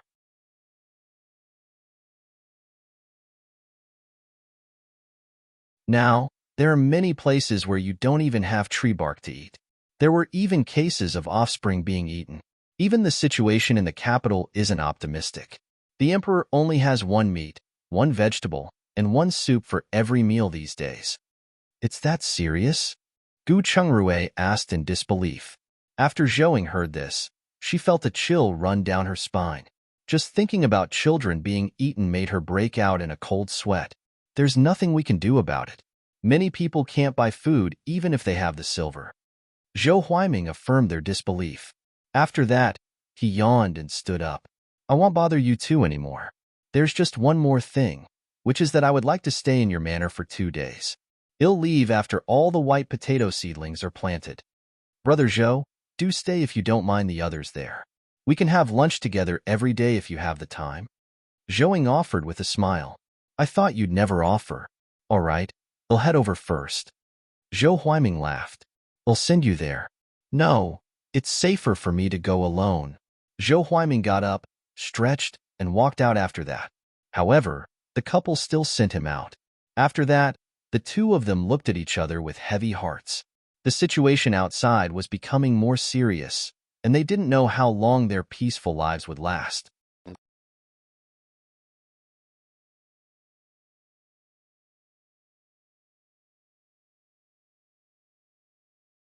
Chapter 349. The difficult part is now in the afternoon. The couple went to Hu Zi and helped her plant white potato seedlings in the fields. The next day, they took some rice and went to the manor together. When they arrived, Gu Chungrui went straight to the courtyard to find Zhou Huaiming. Zhouing found Uncle Nian and asked him to slaughter 2 sheep. However, she only took half of the sheep and gave the rest to nourish everyone's meals. When she arrived at the courtyard, she saw Zhou Huaiming and Gu Chengrue fighting with their bare hands. It seemed that Gu Chengrue had the upper hand. However, it was not difficult to see that Zhou Huaiming's martial arts foundation was much more solid than Gu Chengrue's, but Gu Chengrue was slightly better because of his special moves. "Mistress, you're here." Zhu Zi walked over and greeted Zhouing with a smile. Zhouing turned her head to look at him. When she saw the little boy, who was much taller and stronger, she smiled and said, "You're much more energetic now. How's your martial arts training going?" "Master said my crouching stance is steady, and one can already defeat an ordinary adult now." "Is that so?" "So, you have to practice hard. They'll be counting on you guys to protect me in the future." "I know, mistress." Zhu Zi nodded repeatedly. At this time, Gu Chengrue and Zhou Huaiming ended their battle in a draw. "I brought half a IM with me," Zhouing said. "How do you want to eat it?" "It's not a good day to eat hot pot. One think it's better to stew or stir-fry it. What do you think?" Zhou Huaiming asked. "They'll heed to that. They'll braise some of it and stir-fry the rest with cumin." Zhouing looked at Gu Chengrue after she finished speaking. "I'm fine with anything," Gu Chengrue said. "You can use whatever ingredients we have in the kitchen." "All right, then you guys should rest for a while longer." Zhouing turned around and went to the kitchen after that. Seeing that there were a lot of scallions, she added another serving of lamb with scallion fried sauce. She prepared enough portions for the 3 of them, and the extra was left for the long-term workers who lived here. At the same time, she instructed the kitchen staff to leave the rice for Zhou Huaiming and told them not to touch it as much as possible. "Why did you bring the rice over?" Zhou Huaiming asked as soon as the food was served. "One saved it for you. Don't worry, we don't lack food, but Heirei's different. So, you should keep it for yourself. Hurry up and let's eat," Gu Chengrue said. "The mutton won't taste good when it's cold." "Is it because the sweet potatoes are rotten and the manor is eating up their rations?" Zhou Huaiming asked. "Not exactly. It's just that this year's sweet potato is planted 1 month later than last year's. There's no way everyone had saved up more than a month's worth of food, so food is lacking." Zhouing shook her head and explained. Zhou Huaiming nodded and asked, "By the way, the sweet potatoes planted in the south should be ready for harvest by now. I wonder if we can grow them in time here? We can plant another batch in June, but I think it's more suitable to grow it there. It'll mature faster if it's grown in warmer weather. If plantations are filled over there, it'll be better to transport them this winter or next spring." "That's right. The seeds are the most important thing right now. It's just that the people here are probably going to suffer." Actually, there aren't many people left in Yunhe County. When the severe drought hit last year, a considerable part of the population had already moved south, while a portion of the remaining people had either frozen to death or starved to death during the snowstorm. The number of people left is probably less than half the original number. As long as each family could get a piece of land planted with white sweet potatoes and transplant another batch later, they could survive next winter. The difficult part is now. "I heard that there's no supply of flour now," Gu Chengrue said.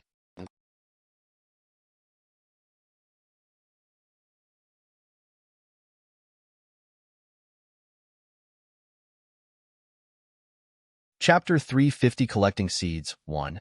I've also heard from County Magistrate Kong that the entire county's flour can only last for a month or so. I just only hope that the wild vegetables in the field will grow as soon as possible. It is better to let the people plant some radishes, vegetables, cabbages, and so on. There are no seeds for grain now, so this land is empty anyway. It's easy for you to say.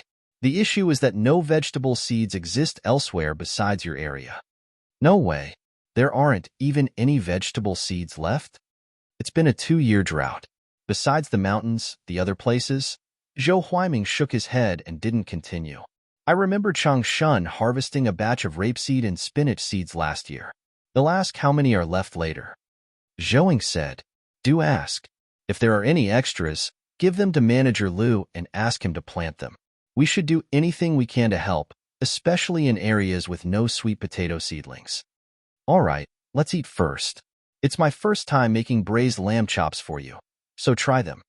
After Zhouing finished speaking, she picked up a piece for him and another for Gu Chungrui. She then lowered her head and began to eat as well. After the meal, the three of them went to find Changshan. Changshan learned of their intentions and said, "General Zhou, master and mistress, the only vegetable seeds we have are the ones we harvested last spring. There aren't many after we planted them 2 days ago. As for the winter harvest, it's all vegetables that don't produce seeds." "Oh, right. There's about half a pound of mustard seeds left. We'll take as much as you have. Leave enough for us and prepare the rest. Also, go to the others and ask if there's any extra." Zhouing said, "All right, 111 go now." Changshan turned to run after he finished speaking. Zhouing quickly stopped him. "It's not that rushed. Just get them ready tomorrow morning. Also, look around and see if you can plant some more cabbage to get more seeds." "Understood, mistress. 111 make the arrangements now." After Changshan finished speaking, he ran out to make arrangements. After that, Gu Chungrui brought Zhou Huaiming around the manor and to Xianin village to visit the wild roses. On the other hand, Zhouing went to the grassland for a walk. Because of the white sweet potato seeds that were planted last year, there were already a lot of seedlings in the field. On the contrary, there wasn't much hay or white potato vines in the warehouse. Seeing this, Zhouing was worried. She had to secretly put some dried white potato vines into the warehouse again, hoping they could last until the white potatoes grew.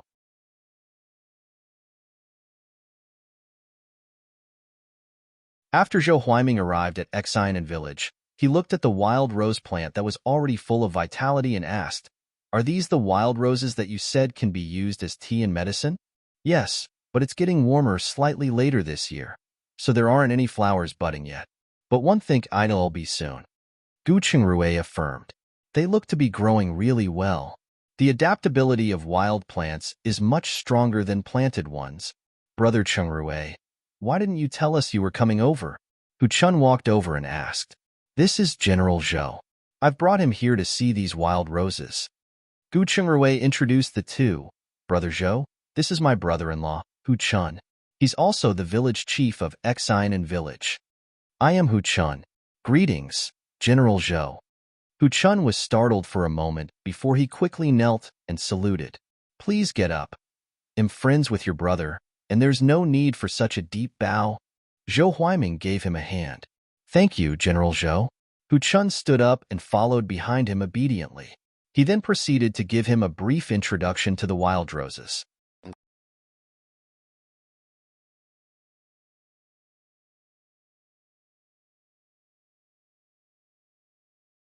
Chapter 351, Collecting Seeds 2. So, there are about 2,000 acres of roses on this mountain. Yes, the ones on the mountain are more vibrant, but some died because of the snowstorm. These are the branches planted after spring, and I don't know if they will bloom well or not. Zhou Huaiming nodded and observed carefully. There were indeed many seedlings. Then, he asked, "By the way, do these mountains belong to your village?" Hu Chun nodded and replied, "When the village was first established, the land here was too barren. So, the nearby mountains, about 5,000 acres of mountainous land, were all given to our village. There are a lot of date trees on the mountain in the south, so we plan to transplant some of them in the future. We could also plant some chestnut trees, walnuts, and persimmon trees on the empty lands.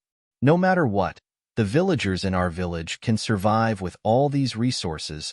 "That's a good idea. You can also try planting apple trees, pear trees, and other fruit trees, whichever will make money faster."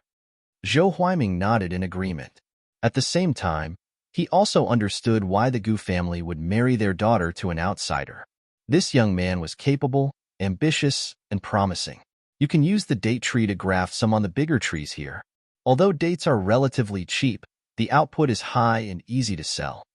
Gu Chungrui suggested. "That's right, that's a good idea." Zhou Huaiming nodded in agreement. "But do we have any good date trees in our area?" Hu Chun's eyes lit up, and he asked. "I'll ask Dr. Luo later. There should be." "I'll have to bother you then, Brother Chungrui, to help me on this." "All right, I'll let you know when I have a definite answer." After that, they chatted briefly and then went to Hu Chun's house. After a short stay, Zhou Huaiming and Gu Chungrui returned to the manor.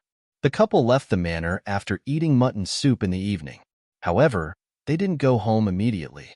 Instead, they went from house to collect some vegetable seeds. Although there weren't many of them, there were various types. After the two returned, they sorted the same seeds together. Zhouing added more than half of each type and nearly doubled the seeds of cabbage and rapeseed. These two vegetables could be eaten as soon as they grow and could alleviate the current food shortage the fastest. The following day, after breakfast, the couple took the seeds and brought Erzhuang to the manor. At the same time, Changshan had also amassed a portion, but the amount was far less than theirs. "I've troubled you all," Zhou Huaiming said. "With these seeds, we can solve our urgent needs. I'll personally send it over in a moment. Do you guys want to go out and look at the situation outside the village?" "You guys go ahead. One won't be going." Zhouing shook her head. "All right, then I'll go with Brother Zhou." "All right, bring Sun Hongliang and Changshan along too. Let them see the situation outside so that they can be mentally prepared. There are donkey carts in the village, right? Let's drive that as horse carriages are too eye-catching," Zhou Huaiming suggested. Afterwards, the group drove the donkey cart and sent Zhouing back to the village. Gu Chengrui changed into the most tattered clothes available, then took a bag of beef jerky and set off. Not long after they left, Gu Chengxi rushed over and said, "Sister-in-law, is Brother Chengrui at home?" "Unfortunately, he just went out on an errand. You can tell me if you have anything." "I don't think you can't help. I'm here to ask my brother for a pulse reading." "You have to wait until tonight then. By the way, are you done with the work in the fields?" "I'm almost done, and we still have some remaining sprouts. It's a pity that we planted them late this season," Gu Chengxi said as he pursed his lips.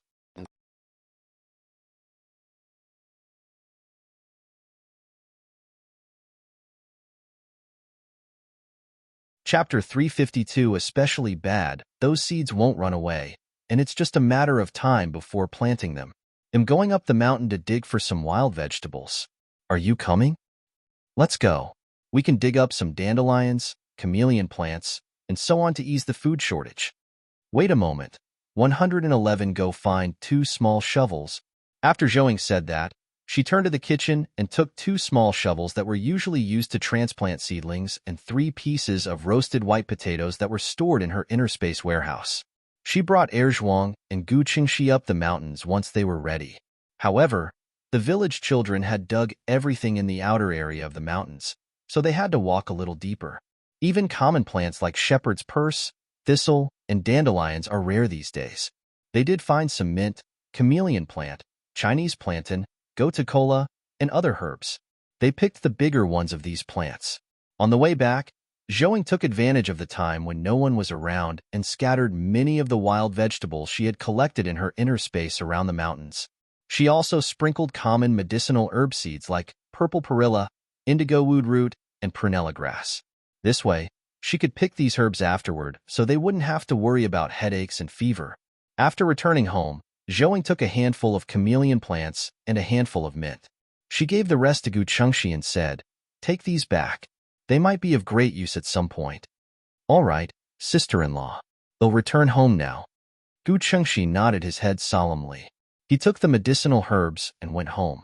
After he left, Zhouing went to her inner space to boil a pot of water and make a cup of mint tea. The sky turned dark after she had had tea, so she turned and went to the kitchen to cook.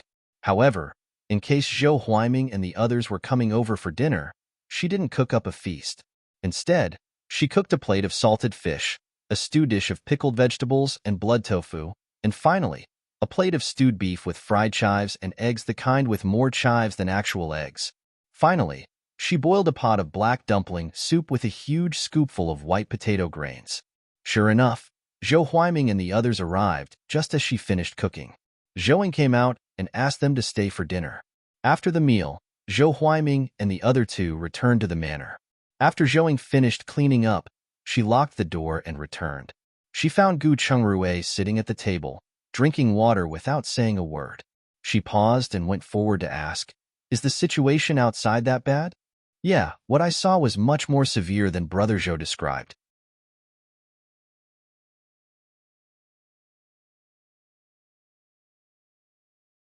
Many places rely on dirty flour paste to eat and drink their fill.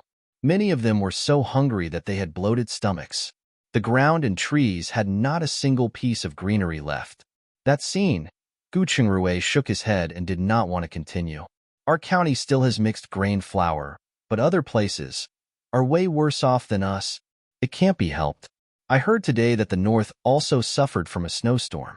After the new year, there have already been several conflicts, and a war will break out at any time. The country is filled with internal and external troubles. That's right. But how can we fight a war if we don't even have any rations? The feeling of being a slave to a fallen country is not going to be good. Zhouing was silent after hearing this. Although she had never experienced it, she had watched many war films, so she knew the hardships of being a slave in a fallen country. It was a pity that they could only guard a treasure mountain and couldn't think of any way to provide more food to the masses. Zhouing sat in Gu Shengru's arms and said, "Don't overthink about it. We just need to live our lives well." Yeah. Gu Qingrui rubbed his head against her forehead and stopped thinking about it. The problem was that he couldn't care about anything anyway. Thinking more would only cause trouble for himself. By the way, is the birthday of this body of yours on the 18th of May?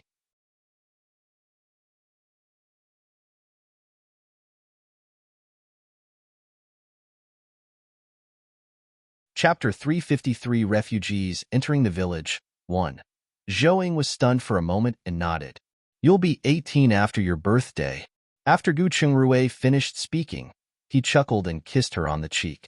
"I can finally have my feast." Zhouing understood what he meant, so she pinched his waist and said, "Don't forget, you're only turning 19 in September. It'll be more than a year before you turn 20. Men and women are different. Men just need to pay more attention to the frequency and supplement more. I'm just afraid you're not developing well and will hurt your body when you give birth." Gu Qingrui chuckled. Zhouing rolled her eyes at him. She stood up and said, "Your brain is always in the gutter." Although her words were full of disdain, she was happy internally. They had been husband and wife for many years in their previous lives, so they were used to doing it. It wasn't easy for him to endure and wait for her in their new lives for nearly 3 years. Seeing this, Gu Qingrui did not say anything else. Otherwise, he couldn't hold it in any longer. Therefore, he immediately got up, locked the door outside, and returned to the room. "Let's go into the inner space. There's a batch of medicinal herbs that need to be collected. There are also some chickens that need to be cleared up." Zhouing nodded and went into her inner space with him to get busy. After dealing with the chickens, Zhouing also butchered a batch of wild ducks. She took about 20 wild ducks and put them in a huge outdoor oven to be roasted, planning to make beer ducks. Zhouing also took 2 butchered chickens and roasted them. After the 2 finished their work, they ate a roast duck and went asleep.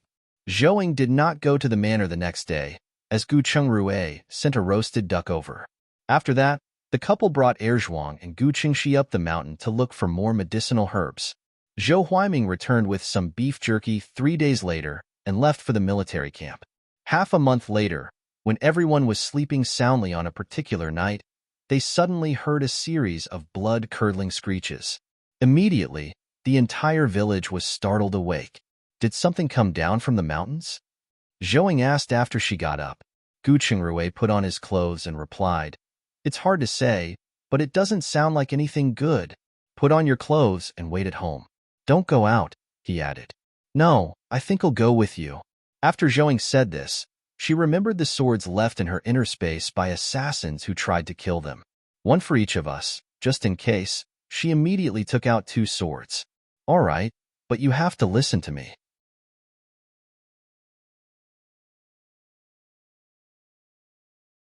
Gu Qingrui was afraid that she would be in danger if she stayed at home alone, so he nodded in agreement to her coming along. Then, the 2 of them locked the door and walked out with their knives. When they came out, many people gathered on the street, rushing to the village entrance with weapons. When they arrived at the street, they found it was not a wild beast from the mountain, but a dozen refugees from unknown places. The families at the village entrance were all robbed by them, and they even took a few elderly and children as hostages. Now, they were confronting the villagers. The village chief stared at the people before him and demanded, "Who are you people? What are you trying to do?" Hurry up and let them go. Do you know that this is against the law? Bullshit. What law? Whoever has the tougher fist is the law nowadays. The leader of the refugees looked at the village chief with disdain. Don't move, or I can't guarantee that the people in my hands will stay alive. What do you want then? The village chief asked in a bad mood.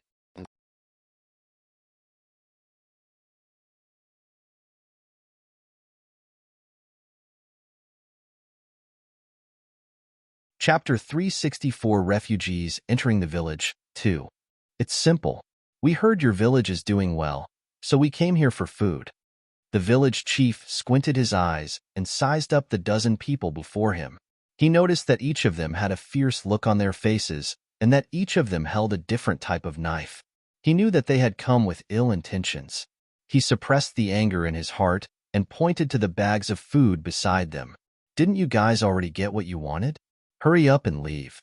We won't pursue this matter. No, village chief, one of the old men being held hostage immediately retorted. However, before he could finish his sentence, his neck was broken by the man who was holding him. That's right. He twisted it cleanly and neatly. If these people weren't military veterans, then they must be repeat offenders. The other hostages were so frightened that they immediately screamed. At the same time, the old man's family started to cry, but the refugees quickly silenced them. The villagers were also quite frightened. Many of them had never even injured anyone, let alone killed someone. Not many of them could calm down. Just who are you people? The village chief asked. At the same time, Zhouing took out 2 large bags of tear-inducing powder from her inner space and handed them to Gu Chungrui. Gu Chungrui was stunned for a moment before he understood what she wanted to do. He took it and whispered softly, "Be careful. Don't leave the crowd. These people are clearly outlaws." After speaking, he went to a corner and threw the tear-inducing powder over the refugees. Zhouing immediately took out her slingshot and shot at the paper bags. The 2 paper bags instantly exploded, and the powder quickly scattered in all directions. The refugees had no idea what it was and looked up curiously. It was already too late when they realized something was wrong. One by one, they covered their faces and screamed. The hostages were stunned momentarily, but they quickly reacted and ran toward the villagers. When the village chief came to his senses, he immediately waved his hand for the villagers to raise their weapons and rush over. When the refugees saw this, they knew that things had gone bad. One of them immediately endured the pain and grabbed at a kid who was lagging behind. Zhouing immediately hit his arm with the slingshot. The man screamed and immediately withdrew his hand. When the refugees saw that the situation had gone south, they turned around and wanted to run. The village chief immediately shouted, "Capture them, dead or alive." Everyone immediately chased after the refugees.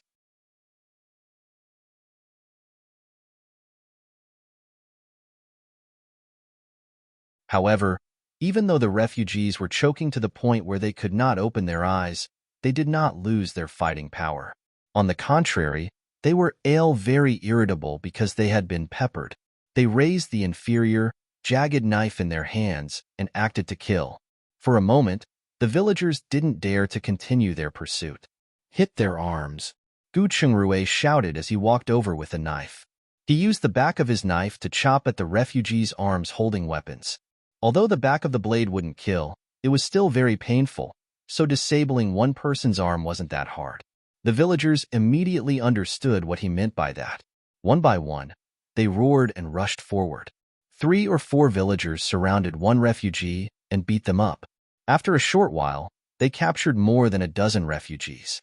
Gu Chungrui was afraid they would cause trouble, so he directly dislocated their legs, making them unable to move. The village chief finally heaved a sigh of relief and walked over to ask, "Just who are you people? Cut the crap. Just kill me." The leader straightened his neck and declared. There was not a trace of unwillingness on his face. On the contrary, he was happy to see this happen. This caused the village chief to hesitate to make a decision. However, before he could decide, the children and grandchildren of the old man who had died earlier had already raised their sticks and swung them at the refugees' heads.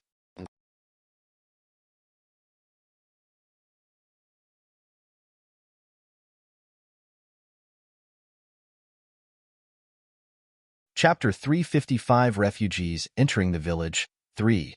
However, few dared to kill, so only one was knocked unconscious. The stick hit the others, but the refugees only felt a tinge. Tie them up and throw them into the ancestral hall. We'll hand them over to the village constable tomorrow, the village chief said with a sigh of relief. Village chief, does it mean my father's death will be in vain? The old man's son stood up and asked. So why don't you kill them and then get put in jail? The village chief asked. HJH enough. Throw them into the ancestral hall. They won't have a good ending anyway.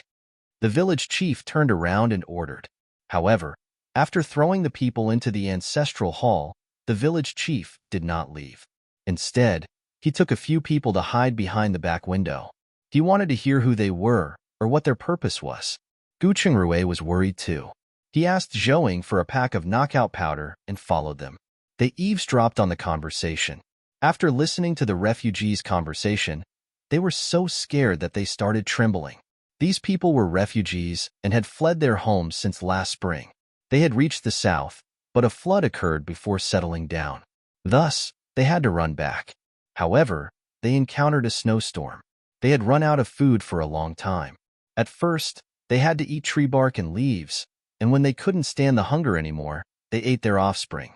They were now living on human flesh. They had come here because many refugees were heading toward Mount Shi, the tallest mountain here. Naturally, this group of cannibals followed suit, and at the same time, they wanted to get some food in advance. After all, no one could stand eating only meat, not to mention human flesh. No, someone muttered softly. These people can't be left alive. It's too dangerous. We'll have to ask for Constable Tion's opinion. We must keep a close eye on these people. If one of them can join their dislocated legs and escape, I'm afraid our village will never have a peaceful day ever. The village chief spoke in a low voice. That's easy. Gu Chengrui reassured them as he took out the knockout powder. He then blew it into the ancestral hall through the window. Ancestors, please don't blame me. I have no other choice. The village chief quickly kowtowed twice and muttered softly. Not only did the people in the ancestral hall know how to fix their bones, but they also knew that there would be people guarding them, so they deliberately explained their origins. First, these refugees wanted to scare the villagers so that it would be easier for them to escape later. The other reason was to buy time for them to recover as soon as possible. Unfortunately, they did not expect Gu Chengrui to be so despicable as to use knockout powder. They all fainted before they could even escape. After ensuring everyone in the house was unconscious, the village chief and his group walked in. They saw that all the ropes tying the refugees had been cut, and their feet were fixed. It seems these people are quite capable, Gu Chengrui said. Search them. Put away the blades and other things before tying them back up. Everyone immediately got to work when they heard this. Not only did they find a lot of small tools, but they also found iron wires, embroidery needles, picking keys, and so on. It seems like these people aren't out for blood, the village chief said. Indeed, these skills, especially lockpicking, can't be learned in a short time. Gu Chengrui nodded in agreement. By the way, Chengrui, when will they wake up? I'm not sure, but let's make sure they sleep a little longer. 111 just give them some more knockout powder.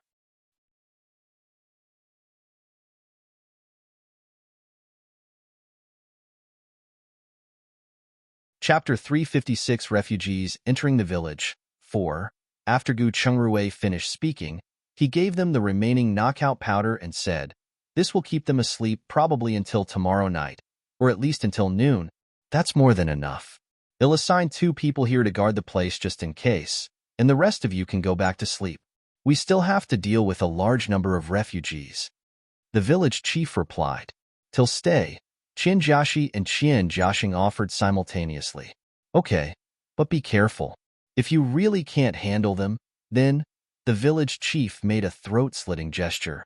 Although he didn't want to take any human lives, he wouldn't feel any pity for people like these who had committed unpardonable crimes. As long as they had a good reason, killing was acceptable. After that, he turned around and went home. On the other end, Gu Chengrui returned and told Zhouing about this group of cannibals. The troubling times have come, and I'll go to the manor tomorrow to inform them. Well, try not to go out if possible. Yeah.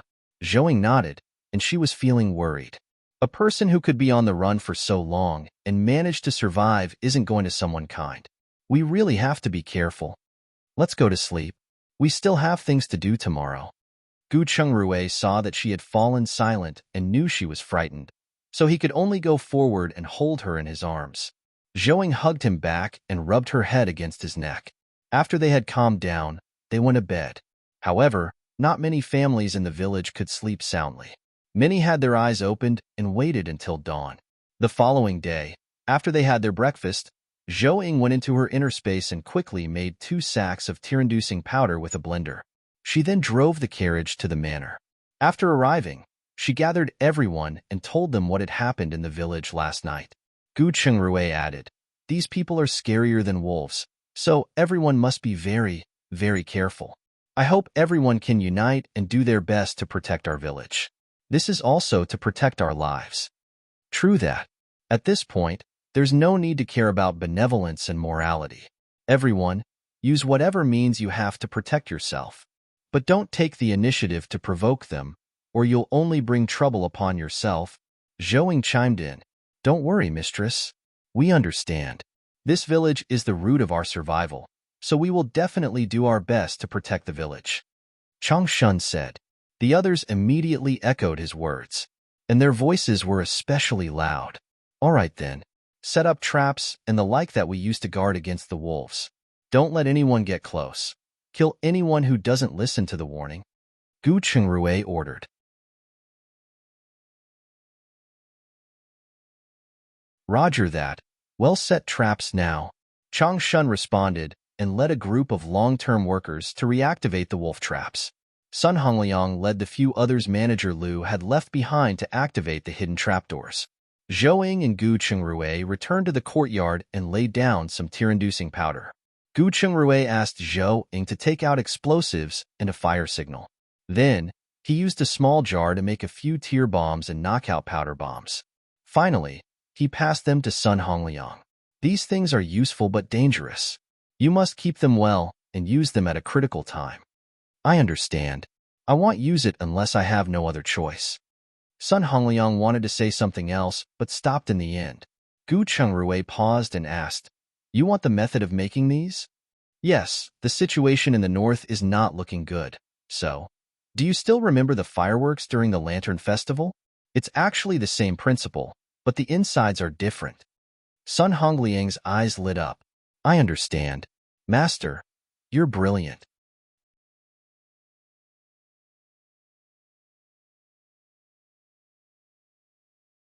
Chapter 357 Conscription. But if you want to spread these makings to others, you have to be careful. You can only tell Manager Lu verbally. Do you understand? Gu Chengruei solemnly instructed. If this thing were to be discovered and used by others, it would be another disaster for the Ming dynasty. Sun Hongliang looked at his serious expression and nodded firmly. One understand? Great. 111 leave this place to you. If there's a crisis, we'll rush over as soon as this thing sounds. After Gu Chengruei finished speaking, he gave him a few more instructions. Only then did he and Zhou go to find Uncle Nian and ask him to butcher a sheep every day or a cow every 2 days to ensure the workers' constant food supply. After that, he took a piece of beef brisket and some lard, went to Hu Chun's place to give the same news, and then returned to the village. After the village chief got up, he didn't eat breakfast and called 2 young men to follow him to the town to find Tian Jingzhong. He needed to tell him about the group of refugees as soon as possible. How are there such wicked people? Tian Jingzhong stood up in shock. That was my reaction exactly, but there really are some. The village chief answered with a bitter smile. How should we deal with these people? He asked. Should we kill them or come with me to the county? We've just planted the sweet potatoes, and it's a huge problem for refugees to come now. We have to tell Magistrate Kong. All right, the village chief replied, and his stomach began to growl. You guys haven't had breakfast yet? Tian Jingzhong asked, stunned. I just wanted to get rid of those people as soon as possible. So, but you still have to take care of your body. Tian Jingzhong reminded the old man and asked the maidservant to bring them each a black vegetable bun and a bowl of mixed flour paste. After they finished eating, They took a carriage and rushed to the county government office. It just so happened that Manager Lu was there as well. He seemed to be talking about something, and his expression was grave. Seeing that the village chief and the constable were here, they were surprised. After both parties looked at each other, County Magistrate Kong asked, "What happened?" Tian Jingzhong looked at the village chief. The village chief nodded and told everyone everything that happened last night. As for how to deal with those people, please make the decision, Magistrate. County Magistrate Kong stayed silent for a long time after hearing this. Problems were coming one after another, and it was hard to be an official these days. How were they going to settle this many refugees?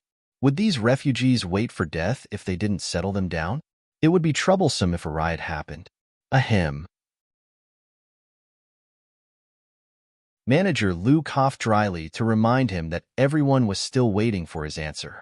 This cough reminded him of something, and he answered, "How about this? No matter what, they are human lives, and it would be a pity to kill them just like this. It just so happens that we received an imperial decree yesterday requesting conscription." Conscription? Conscription at this time? Tian Jingzhong exclaimed. There was no place of peace in the country currently. If they were to recruit soldiers again at this time, there was an 80% chance that there would be chaos. No wonder their expressions were so ugly when they came in. Yes, the northern borders are getting rowdier and rowdier. War is only a matter of time, so we must recruit soldiers. County Magistrate Kong affirmed, "We have to discuss this matter before announcing it," he said. "So, don't tell anyone for the time being." Understood. Tian Jingzhong nodded. The village chief and the other two could only nod their heads, but their hearts were in a mess. Especially the village chief. Their village was still safe and sound until now because of the white potatoes and abundance of strong labor. These were the reasons why they could resist the outsiders invading their village. What would happen to their village if the strong labor were to be taken away?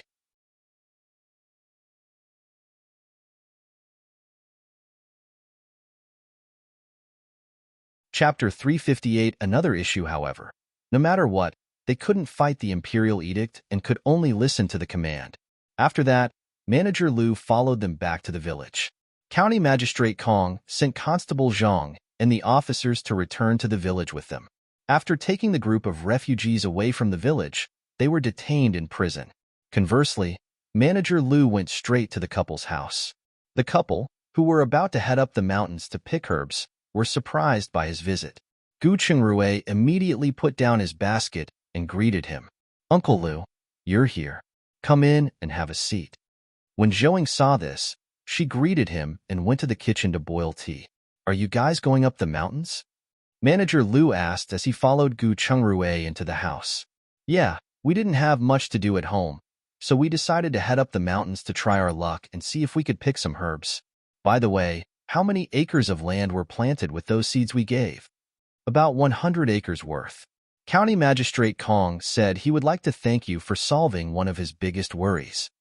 Manager Lu sat down as he replied to his question.